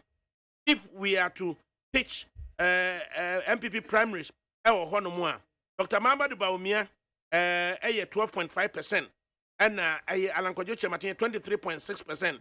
Kennedy Kwame Akompreko Japan 52.8%. English among from and 11%, 11.1% here others. NDC primaries, John Dramani Mahama garnered 75% English among from and Dr. Kwabnado for 4.2%, and then others 20%. So when you pitch DMB versus JDM, DMB garners 19.4%, JDM 73.6%, others 6.9%, and then you pitch Alan Chamatin versus JDM, and it is what 27.8% for Alan Chamatin, JDM 66.7%, others 5.6%. Commentary: I said the MP is in danger of becoming one-term MP, even though MPP voters outnumber those from the NDC by 2-1. If he wins the primaries, he is very likely to lose the seat. JDM currently leads both MPP potential candidates in the constituency, a situation which could make it harder for the MP to retain his seat if JDM wins the constituency. Trouble Moses Anim. Na say Moses Anim so ani amasa man about here. Trouble Moses Anim the 62.3%, and or they a winning seat no ma MPP. Direction of the country, or see 2.9% that say the country is on the right direction, 21% that say on the wrong direction. No opinion, 76%. Approval of the president rating, 3.6 approve of the president, 21.7 disapprove of the president, no opinion, 74.6%. Party affiliation, respondents, 56% for MPP, and then 10% for the NDC, voting voters 34%, others 0%. MP's performance, excellent 2%, good 9%, average 26%, poor 59%, no opinion 4%. Likelihood of re-election 17% likelihood, 54% neutral, 28% unlikely. If you were to do MPP presidential primaries, our trouble constituency, DMB 27.9%, Alan Chamatin 32.4%, Kennedy Ohine Japan 9.0%, others 30.6%. If you are to hold NDC primaries in the constituency, JDM 25.2% in trouble, Kwabnado for 39.6% in trouble constituency, others 35.1%. Then JDM versus Dr. Bawumia, 45.9% for Dr. Bawumia, and then 29.7% for JDM, others 24.3%. Alan Chamatin versus JDM, 69.4% for Alan Chamatin, and then 27.9% for JDM, others 2.7. Commentary. The MP may be in trouble as voters who intend not to vote for him outweigh those who intend to. With over 50% not having made up their minds, he's likely to face serious challenge in the primaries. He has a lot of work to do to shore up his support, as 54% of voters are sitting on the fence in an overwhelmingly MPP constituencies. Anya Sotum, Dr. Adumaku Kisi. Also, the 64.7%, and or the air day, or the Ewuremo.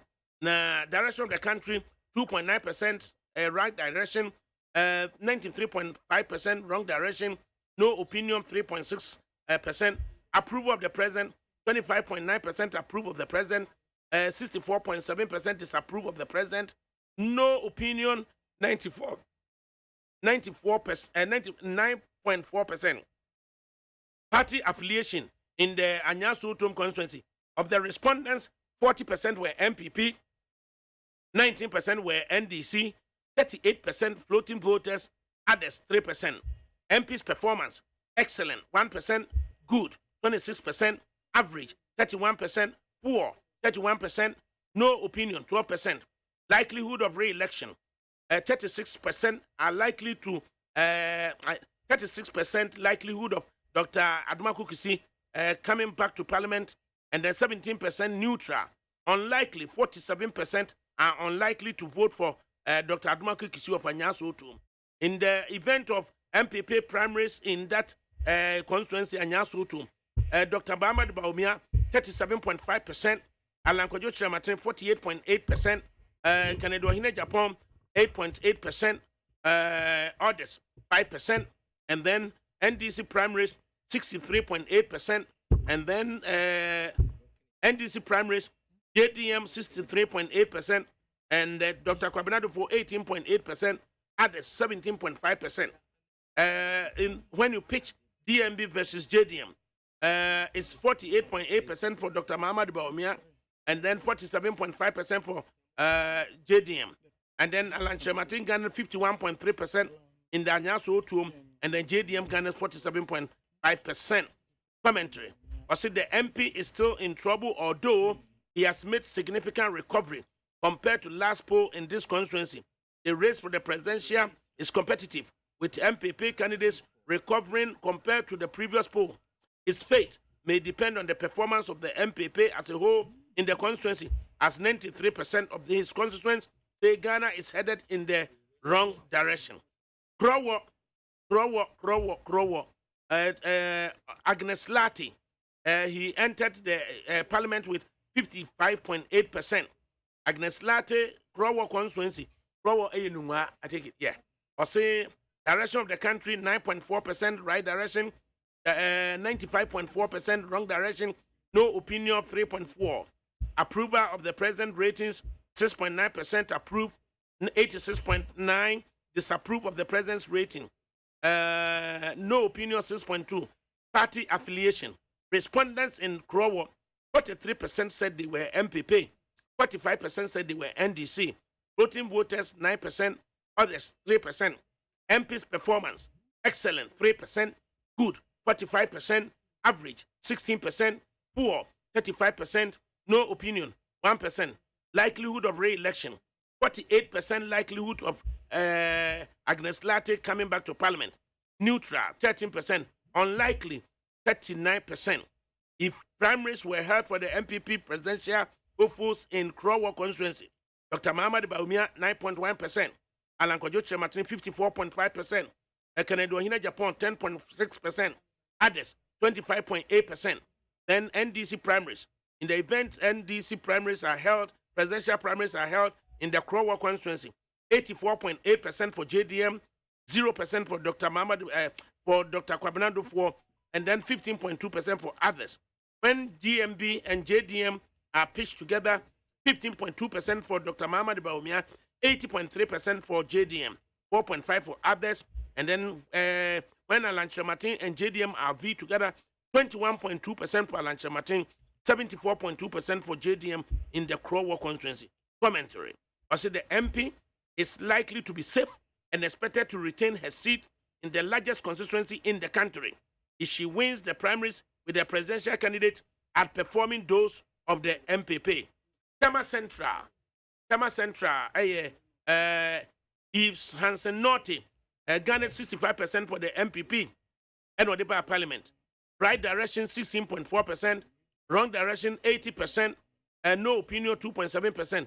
That is, the country is headed for the wrong direction. Approval of the president ratings 30.1, approve of the president, and then 69.9% disapprove of the president, no opinion 0. Party affiliation. Respondents at the Tema Central, 41% said they were MPP, and 29% said they were NDC, 29% said they were floating voters, others 0. MP's performance, excellent, 6%, good, 44%, average, 29%, poor, 21%, no opinion, 0%. Likelihood of real election, 47% likelihood of Norte Hansen coming back to Parliament from Tema Central, and then 49% are neutral, 24% are unlikely. Then, when MPP presidential primaries are held in Tema Central, Dr. Mahamudu Bawumia 13.2%, Alan Kojo Martin 80.9%, Kennedy Ohina Japan 5.9%, others 0. NDC primaries, presidential primaries in Tema Central, 82.4% for JDM, 11.8% for Dr. Kabinado for 5.9% others. When you pitch DMB versus JDM, 11.8% for DMB, 79.4% for JDM, others 8.8%.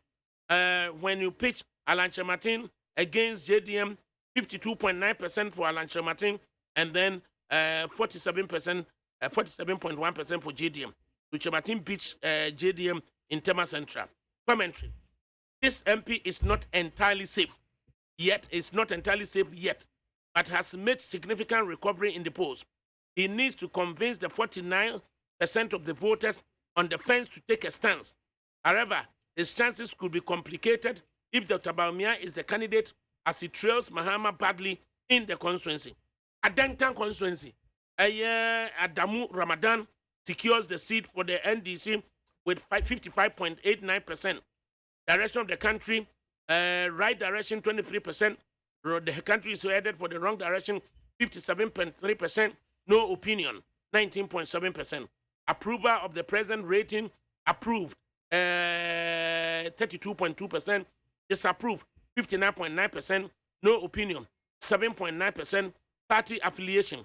Respondents in Adenta 29% are saying they were NPP, and then 32% said they were NDC. Voting voters said they were 32%, 30%, others 9%. MP's performance, excellent, 10%, good, 58%, average, 21%, poor, 14%, no opinion, 4%. 56% likelihood of Adamu Ramadan coming back to Parliament in 2024. 21% neutral. Unlikely, 23%. If primaries were held, presidential primaries were held for the MPP presidential issues in Adenta, 41.5% for Dr. Mahamudu Bawumia, 36.6%, Alan Kojo Martin, 4.9%, Kennedy Akompre Japan, others, 17.1%. NDC primaries, presidential primaries in Adenta, 76.8% for JDM, 3.7% DMB, 3.7% Dr. Fabinando for, and then others, 19.5%. If you pitch DMB against JDM, DMB wins Adenta against JDM, 57.3%, and then JDM, 31.7%, and then others, 11%. If you pitch Alan Martin in the Adenta constituency versus JDM, Alan Martin garners 65.9% in Adenta constituency, and then JDM 28.0%, others 6.1%. Commentary. This MP is safe and likely to retain his seat if he wins the primaries.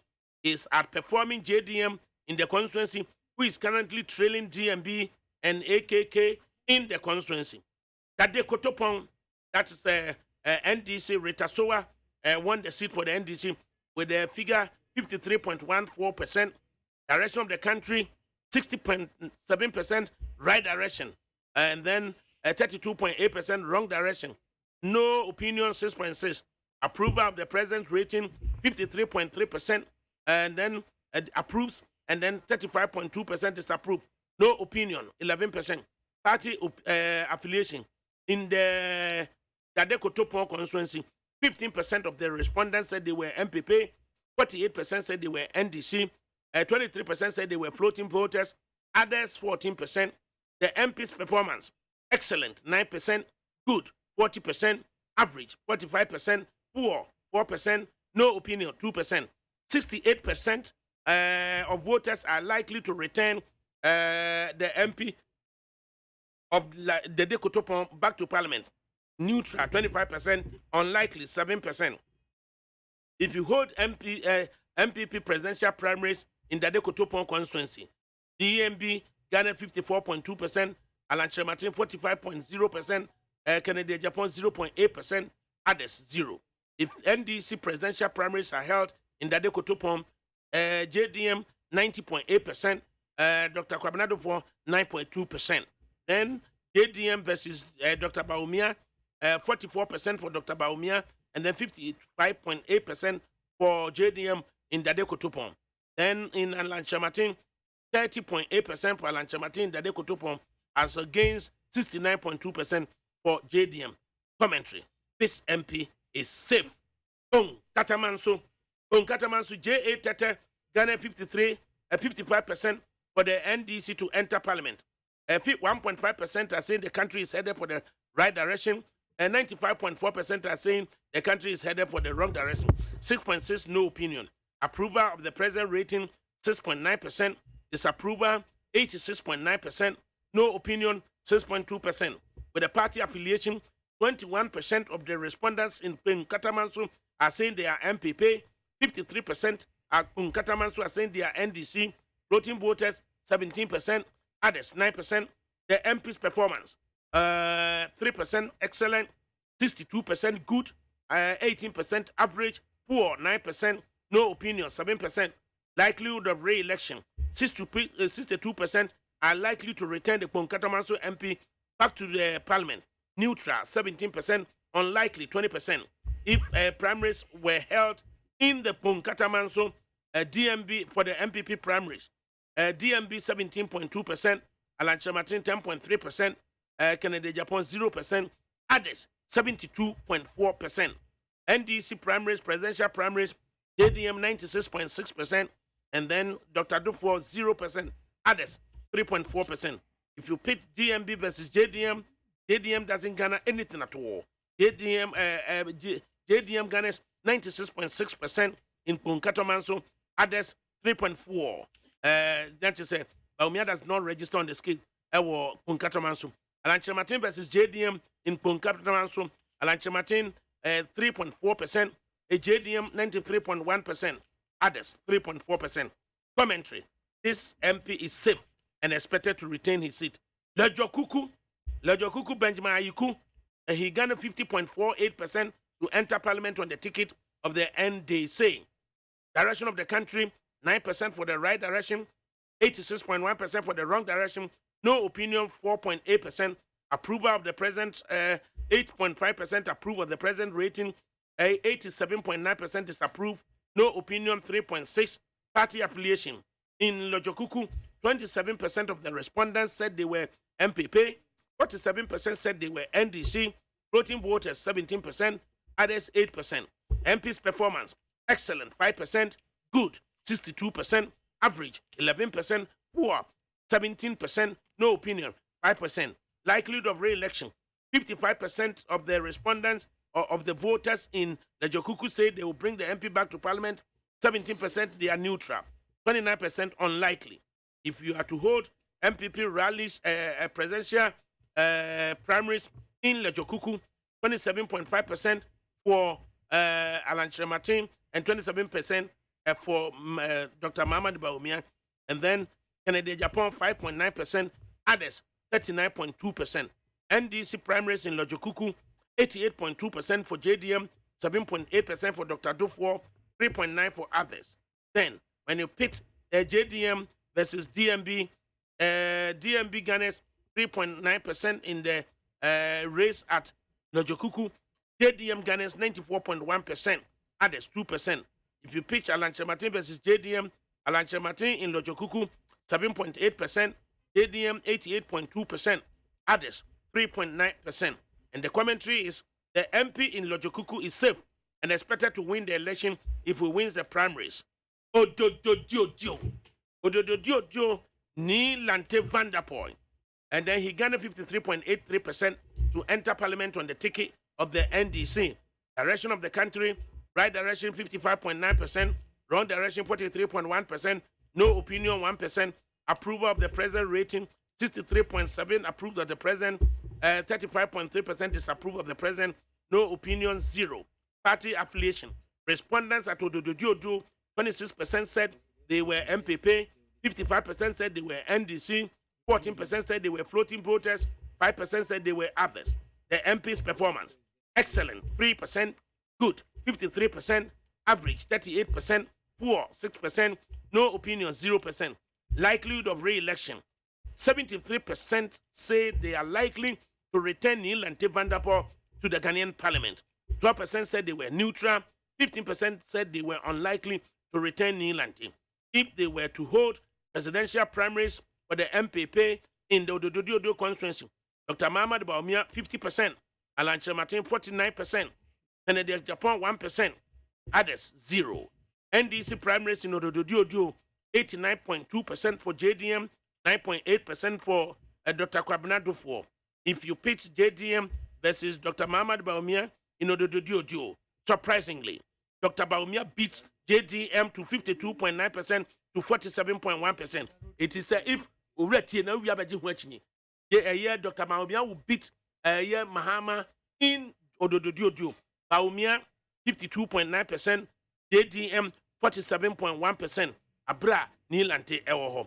Then in Odododio, Alan Chematin garners 34.3% and then JDM garners 65.7%.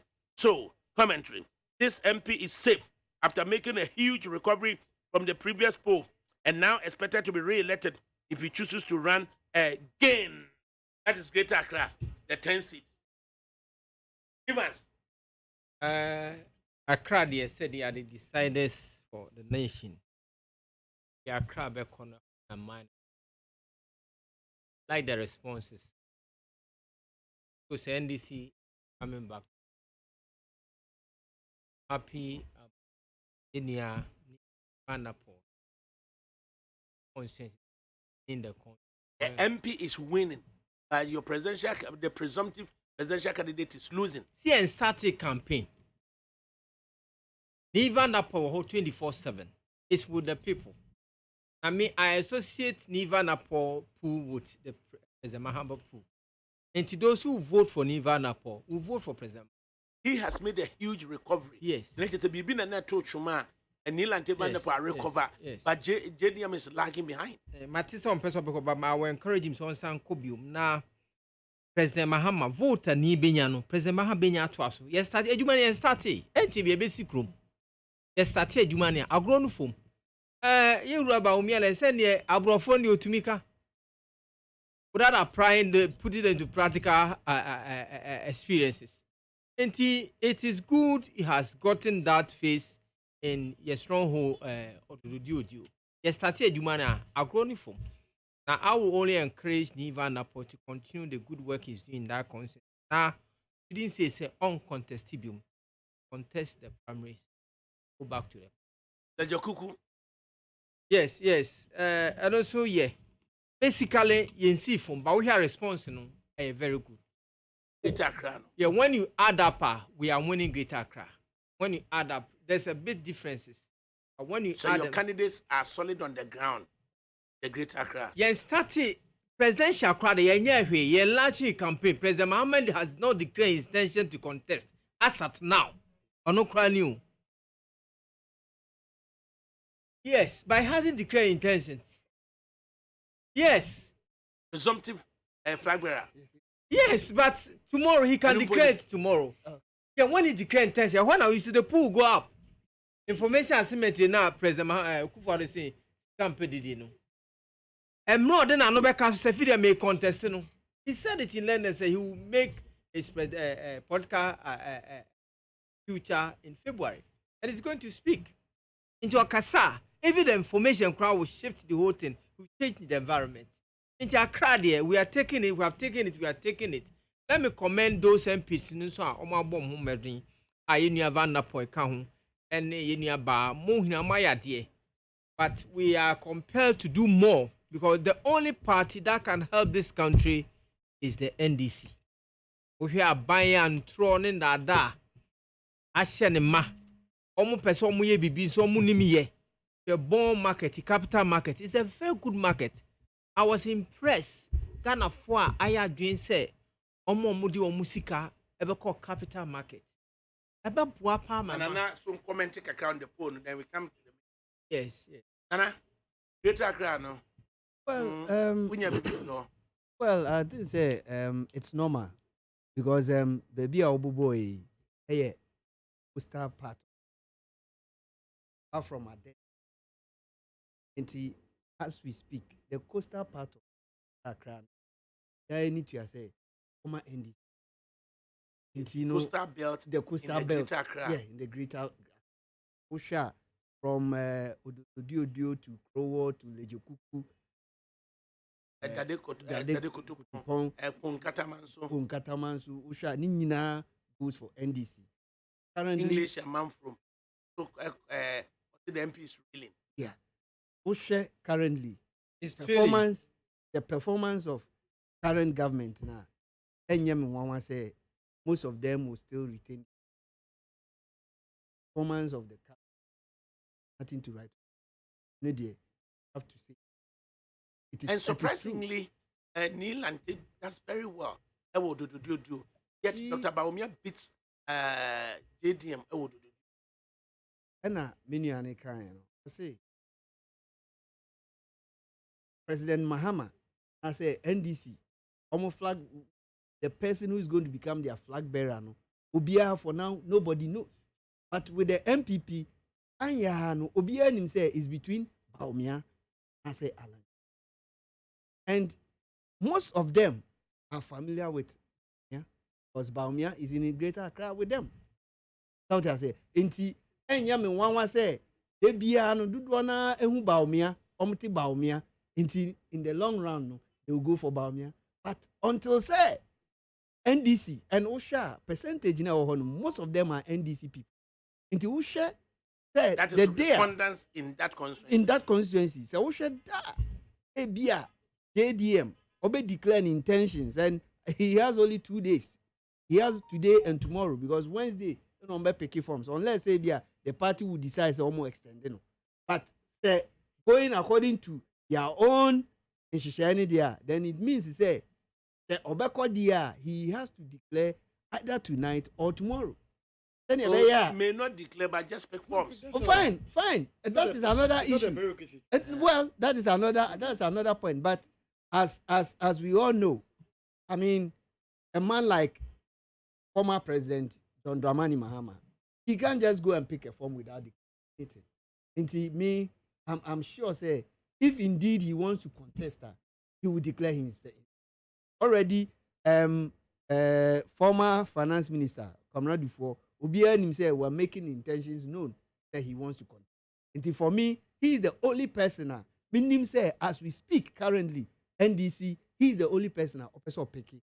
I'm surprised to say even who's your Oman funny DNA and she baby.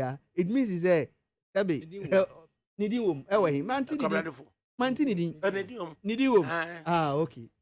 So that's 80 baby crow to me BT. Adenta OBT Dr. Mahama. This no Fantiakwa. Oh, okay. On so Eastern region. So that's say.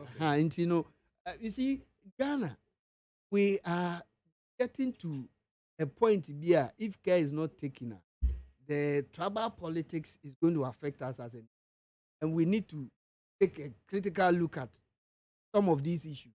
But I'm sure, say, as time goes on, of ADAKABRI my emre na ya babet na se yedi ho bubu na educate the masses on how to choose a better candidate for your constituency and for this nation. Because in Pempino, people follow the crowd.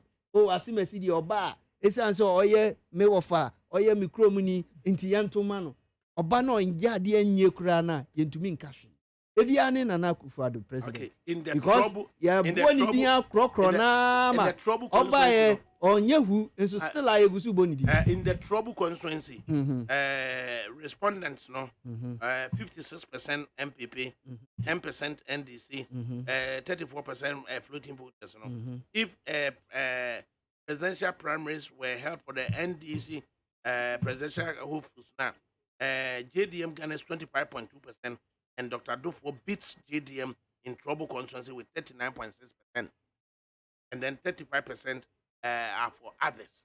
At least, Dr. Dufo registered on the scale or trouble constituency. Fine, and I will not be surprised because of that is a project they call rounds. Some of the constituencies are benefiting from such project. Based on that, people would think I am not trying to derate effort of.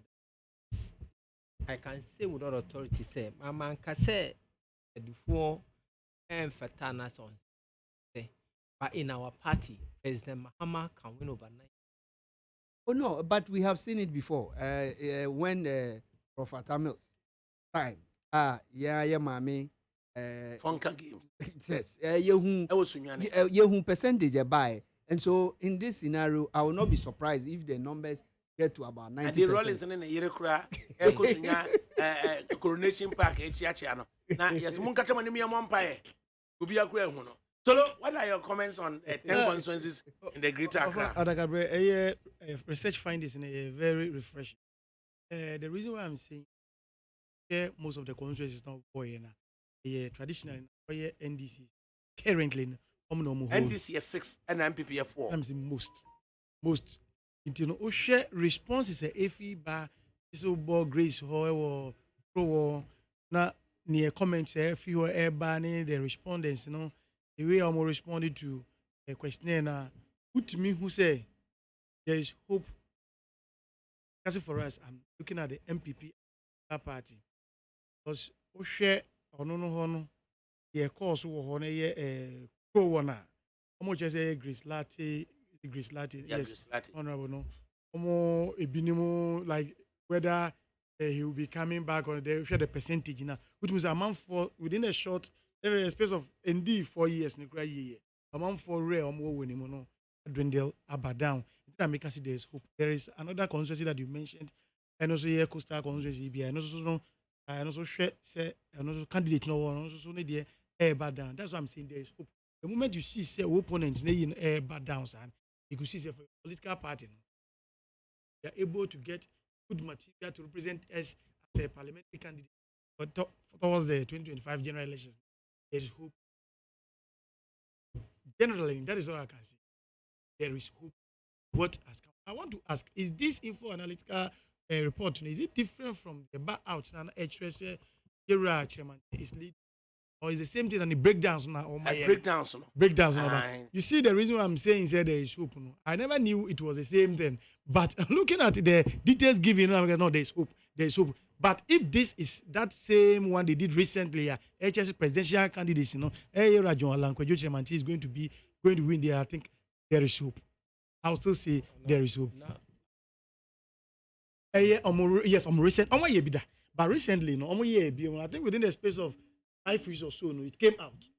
But and then ADAKABRI go and mention details, I just wanted to know, yes, the breakdown, and what picking region by region, and then the constitution 10 that they picked, they were working on, and normal details.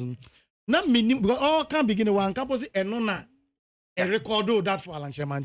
So that person was way different from that. But meaning this as a fact, not from the letter that I was picking. I'm saying there's hope for MPP. You see, Ghanaian voters or electors are becoming discerning year after year.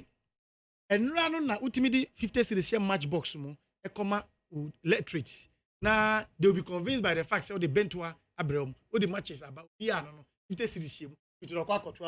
Yes, but this time around the Ghanaian electors are discerning to the extent to say you better when they make up their mind, they make up no matter the amount of lies I will be thrown out to the public. Say, yeah, King, and then na Catalina Georgieva about I am a voice about us. and then no all can say ye current crisis na ye ko mu no enye the aban no say MPP aban no the momu no nanka ye coming from kama ye buy you may disagree. That is your opinion, but this is what she said. At least onipa ye say bi on betimi aboa ye ama the 3 billion that we were looking for and nothing that result in all these things that we are going through no or see or think of to domu can say Ghana no and sana your friends COVID-19 any Russia-Ukraine war ni beba no na Ghana was heading towards a path said you na nke eboa your economy no but for that two factors here be boy yen emma your economy no say Matisse Amutimi yes she disagrees. But I don't want to go there. It is her opinion. It is his yes. Okay. You meet your revenue target at the year.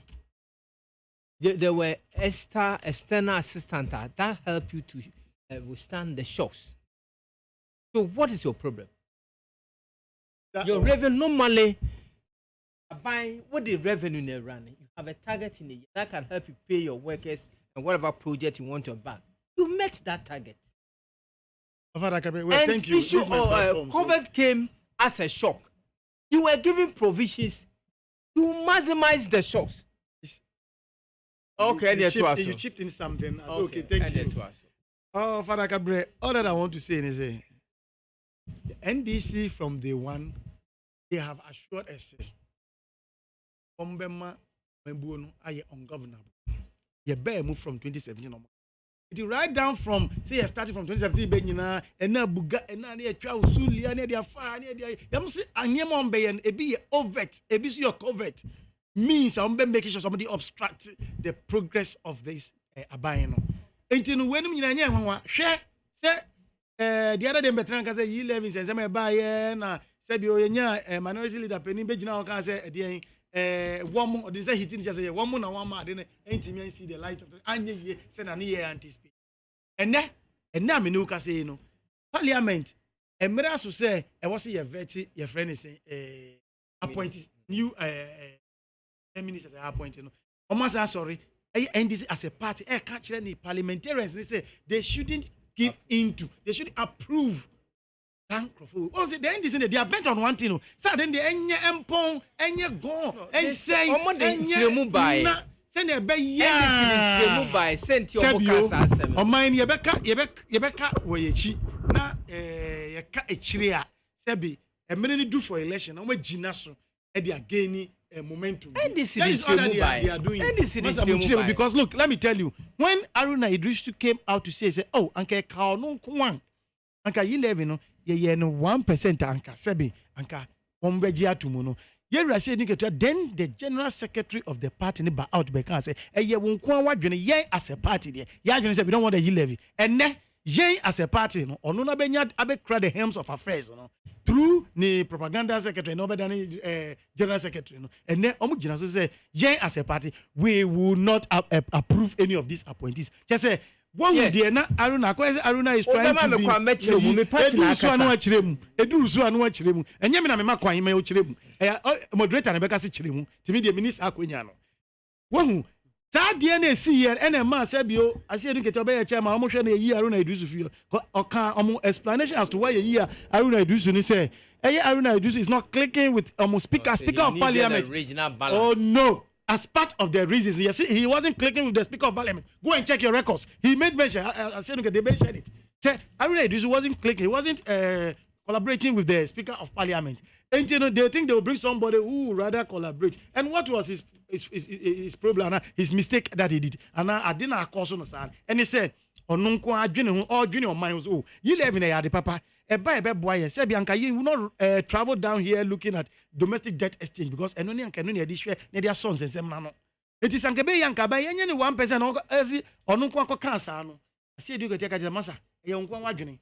Jay as party, though they are not as minority leader, but yet as a party, this is our position. They pay you levy be to the winner when you now for so pa, so mufako. And no, a few and I said, get here, a boy, Idrisu, edit to her, a besine, I did Odibe, edit few watches. And when ya Obia, Sabio, or Bebuama, a Jumana Cosity, and then Yamom directive, Tia directive, and you see, MPP appointees na yom so be mean say bi area lanchremantie fi ho yesi enya replacement nipa na yaboni din area koto fi ho yesi enya replacement yaboni din your friends Charles Edubuahin if you see enya obi yaboni din sankofo nyina yabom din no NDC party led by General Siedunketi and in the Fifi Kwete one aka kire one atworo homa akomo minority MPs e parliament say sir vetting but they shouldn't approve any the word any what be problem because I'm talking about false na betomunu Sami Jemfi at the position of the party number say womono incorporate at the vetting but they should not do any consensual agreement yeah refer to the plenary or to the full house now you vote on it. That takes substance the position of the earlier year 50 General Secretary. That will lead me to my next question, sir. What do the NDC seek to communicate to Ghanaians in the first place? General Secretary say the president should cut costs and that they should cut 85 MPs to 65. Those things were not expressed. They were not expressly stated. Fifi Kwete as the general secretary, as we know him, the newly elected general said this is the position of the party. Yes, and that is the position of the party. Has come out with this. He came to clarify what there's the no position clarification of the party. here. All that I know is Fifi is saying one thing there, and then Sami is now saying something there. The position of the party stands. I am privy because I've gotten a copy of the official letter he wrote to the members of parliament, minority side. But Sami Diende, I'm not privy to the record, but with what ADAKABRI just told us, that is what she said. Your friends, the committee level, no, almost okay, Sami Diende, we are calling for the following. One, the immediate is a reduction in the numbers of ministers from current 86 to 65. The merger of ministries, for example, information and communication, transport and railways, chieftaincy and tourism, sanitation and local government. The immediate reduction in the number of political appointees at the office of the president. 4, immediate scrapping of all amorphous creations and waste pipe job for the boys appointments since the assumption of office of President Kufuor in 2017. The work of those undefined amorphous creations must revert to established entities in the civil and public service that perform similar, if not same, functions. Some of these bizarre portfolios at the office of the president are Youth Ambassador for Diaspora Affairs, Policy Associate, Chief Executive of Public Sector Reforms, Overseer of the National Cathedral, Church Relations Manager, Diaspora Church Mobilization Officer, Policy and Coordination Analyst, Focal Person, La Francophonie, Technical Director, La Francophonie, Coordinator, Special Development Initiative Secretariat, Director of Special Projects, Manager of Operations and Programs, 5 Technical Communications Assistants, Technical Advisor, Zongo Development Authority, 2 Technical Advisors, Special Development Initiative Secretariat, Technical Advisor, Political Affairs, Presidential Staffer, NAPCO, Office Management Executive Associate, Technical Director to the Presidential Advisor on Media, Data Management.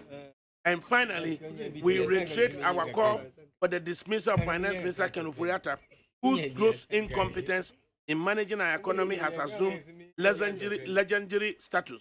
The president must spare Ghanaians the agony of waking up tomorrow to see Ken Ofori-Atta still in charge of the economy. We thank you for your kind attention. Sami Jamfi, woman, and I'm ready.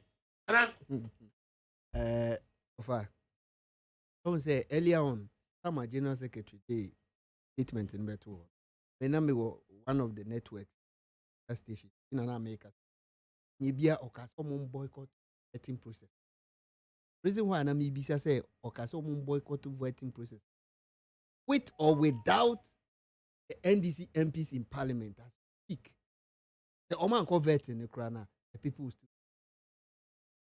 Because over the years, mean who say ya nominating minister be amana converting amayaka say we dey ya engineer into onkope baby na. No. Emrana wo honum no ba ko ne say to become or to qualify to be a minister, you must be an MP. And as an MP, you have 80% qualification to become a minister. Until once you are an MP and they have nominated you to be a minister, the moment you go for vetting, already you are 80%. Nyakani 20 to be asking some questions. The people out there, tia bontin, who say, oh, Nkrofu wadi ye jume bia will be saving questions because tenka no quarry wo Ghana pa nka by now ministers bi over ministers.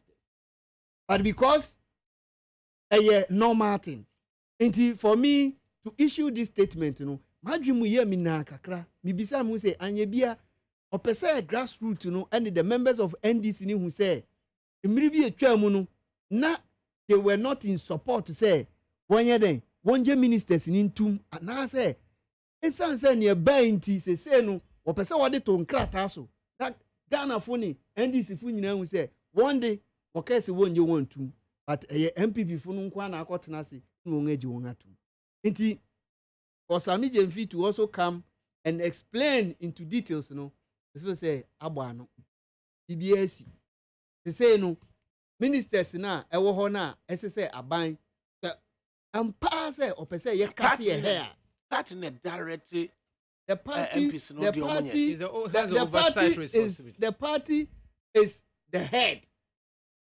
The MPs go on the ticket of the party. The party's emblem is on their posters. None of them went to parliament on his own as an independent MP. Until the party has every right to issue statement and say this is what we intend doing. But my fear is that some of these things, sometimes we become now MPs will say, oh, and all those things, things going forward, to be resolved. The statement everybody aware of it. Then they can move forward. But as we speak, if the president want to cut expenditure, cut our hair, he should start from his own backyard. Because you cannot be having such people taking pay and you come and tell me, say, I should tighten my belt, whilst your belt is loose. Then where are we heading towards? For the president to tell Ghanaians, say, this time around, we are seeing Ghana heading, we should just manage the little resources that we have. It has to start from his end. And as we speak, what was preventing the president from appointing those 2 deputy ministers of trade want to become a substantive? And you have gone all the way to bring somebody on board. The 2 are still there, making 3. Already, the 3rd person, and yet Nekran Kaminim said a deputy trade minister. Because I have never seen her doing anything or even coming to in public, to say, oh yeah, trade minister. And no, the surplus now. But the ocean and perform one. If you are, like baby America say, Adibi Hawa, push it away. And when you push it, you'll be free. That's what I say. Don't go a trade minister. What has he done as a trade minister? A trade minister and look at your constituency. A trade minister, look at your constituency. Sometimes I feel embarrassed when you get to the constituency and nothing has been done. And still people are voting and voting for the same colors. I don't understand. That's what I say. When you go to the seat of government, which is the Jubilee House, they have over 18 communication directors and officers there. What are they doing? What are they doing? They don't come on radio to talk like the way Minua Solomu, what brave bar, fool, and Nasifu cry a problem. But they are even enjoying. And what are they doing? Now we have government spokesperson for energy, government spokesperson for security, government spokesperson for economics, government spokesperson for social amenities, government spokesperson for light, government spokesperson for everything, government spokesperson. Meanwhile, we have Minister for Information. Why can't we merge some of these ministries to become one? Let's know the battle. Say, Minister of Information and Communication. Then where the assembly to go, or Chinana way so the Biawa to go, and then at the end of the day, pay a Kasingwan Woji. yɛn say who say some minister baako pay and any entitlement ni allowance ebetumi employ 20 civil servants. And look at the number of ministers we have in this country. Look at the number.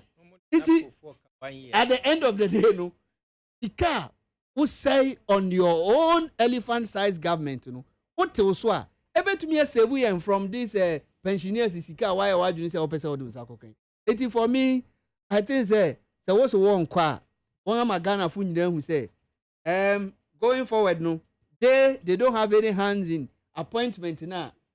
President Akufo-Addo or the buy say wa nominate ministers no the worker na wasan koye adwuma na wodi Ghana sika no mo a won ayi won ho afi but won ya hwe han na ni a wo betumi aye so that at the end of the day no one world parliament wo betumi a block niema bi a e ma ye mmoka na feel say e be buan right nana mrechi ana wo te ne no ibansamu I send you a party penny for the better about and one year we are still you are some fi be church now when the anya dia sell mobi kra na tro say they shouldn't approve any additional minister pe ebra ye komu aman mu obenum penifo mo aye omo adwuma pon omo sika ye de abetum say ama ye didi hu kakra wo se wutwutwa so eno de one way I have two ways sword on that matter. One aspect is incompetence on the part of Minister of Finance, and that aspect also is mismanagement. My part, that's my own opinion. So how can we give about 20% for coupon rate? How did it came about that percentage? And when I have a kakra, I dear Bakunso men who says so you when in Wakacha, so what dear when you're 18 years into you have more percentage, you know. When you're 25 into you have more say. We don't work a coupon rate like that. When chess is kind of grow kajeno, no nimbutai or coso kaka jessica. Oka jessica, dear Okaka, and Faswana obey what the chronoso. Now we also catch any power bottom, which I say, a sense of many some for 20, mamma some poor.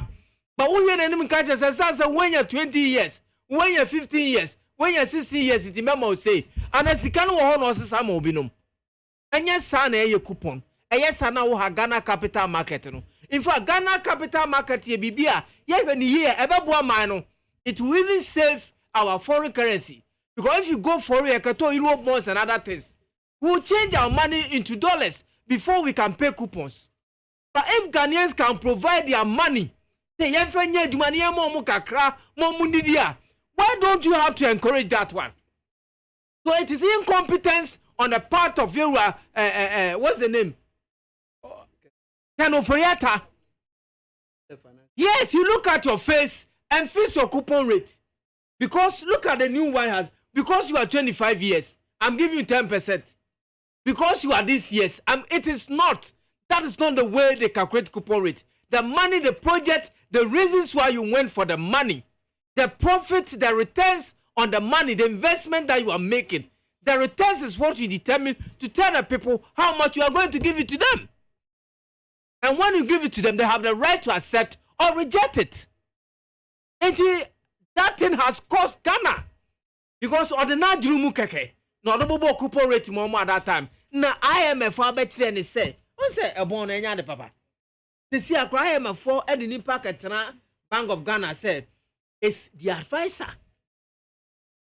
IMF 4 have taken a very careful and closer look at who said, do you know the essence of advisor?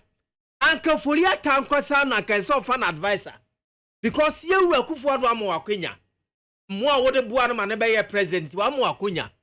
Now you lack the technical know-how. Yes, we as a one kasa, what for be Manebe advisor? No, wow. And you not go and face that coupon rate you give it to people that is now costing the state. Now you have seen that you have to review it. And not only you have seen, but IMF have advised you say, review your coupon rate.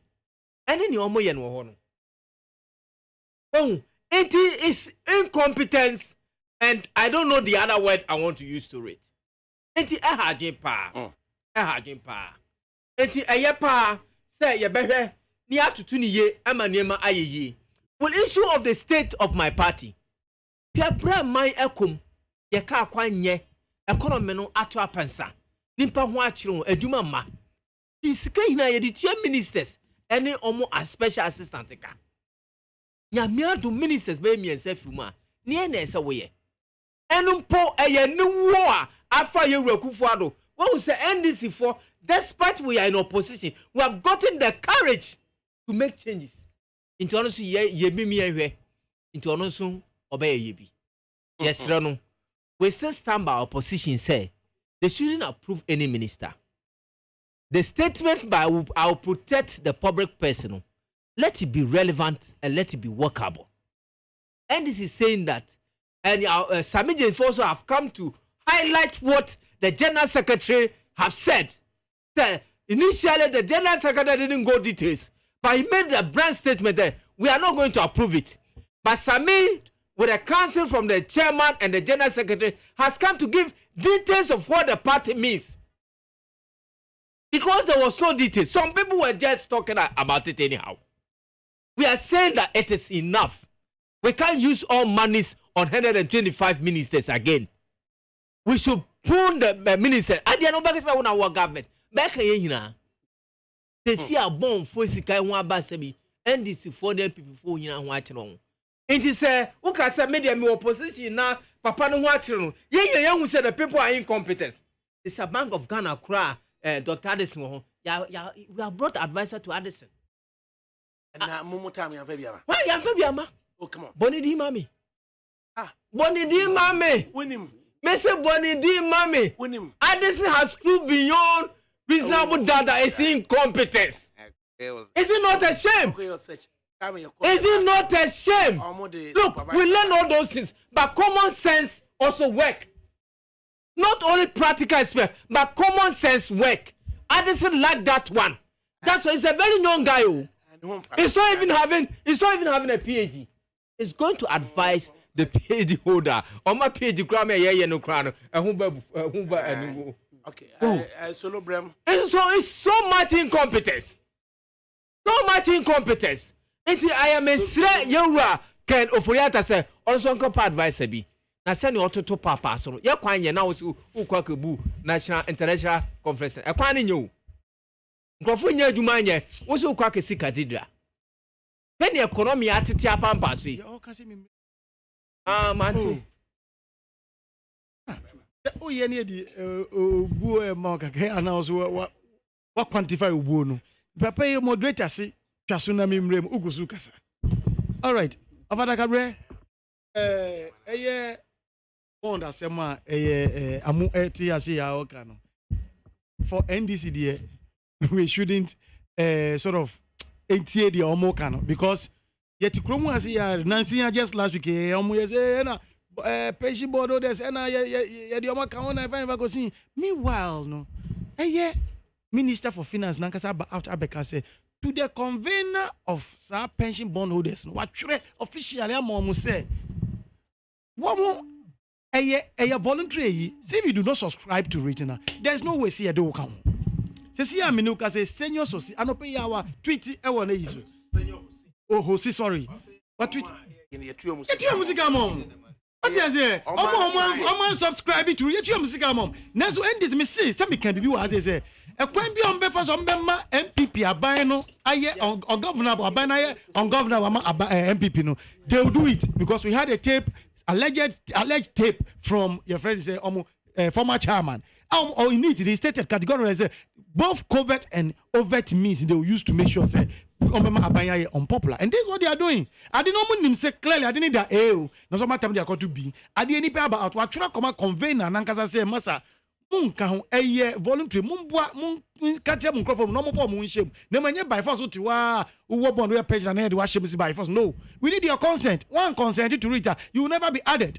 And now me no ka say no. And na sebio senior hosi edi atwiti say good news for bondholders. The outstanding bank Ghana government of Ghana your bond no maturing today has been paid. Yes, Check you if can't say you not yes. pay. You can't say you not pay. I don't be No, the point you can't say you not pay. But you are incompetent.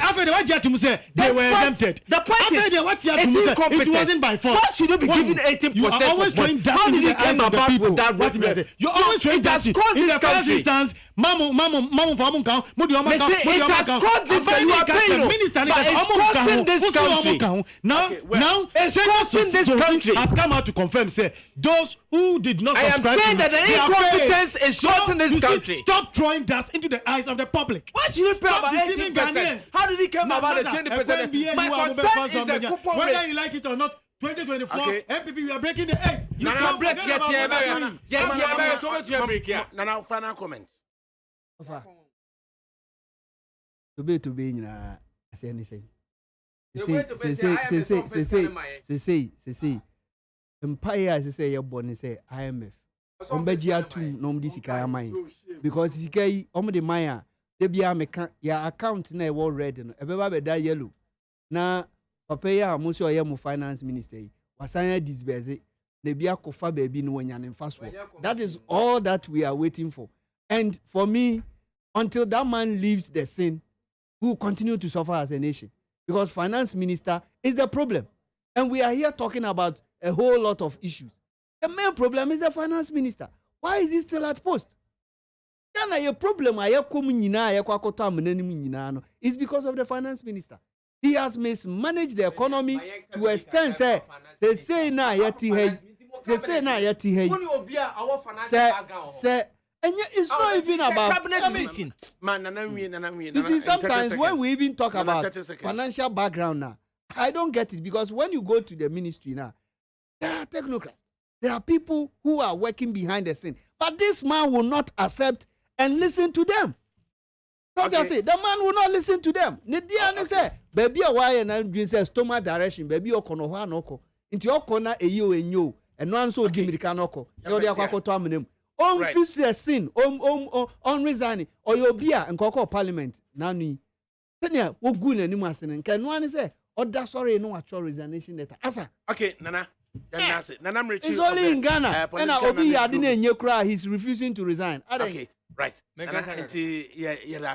It's just past 4, and then we are supposed to be out of here. Nana Mrichi of the political analyst groupings, and Ivan Samu of the NDC, Solomon Owusu of the MPP, and so Chairman Owusu, and also Solomon Asante of the MPP, and also Yedanase. From ADAKABRI Mamudu Usiuma and Miji Mediamo a chairman. And for now, the Olako Michael and the Ebeko, our dear Kofi, or the Ebeko Jojo.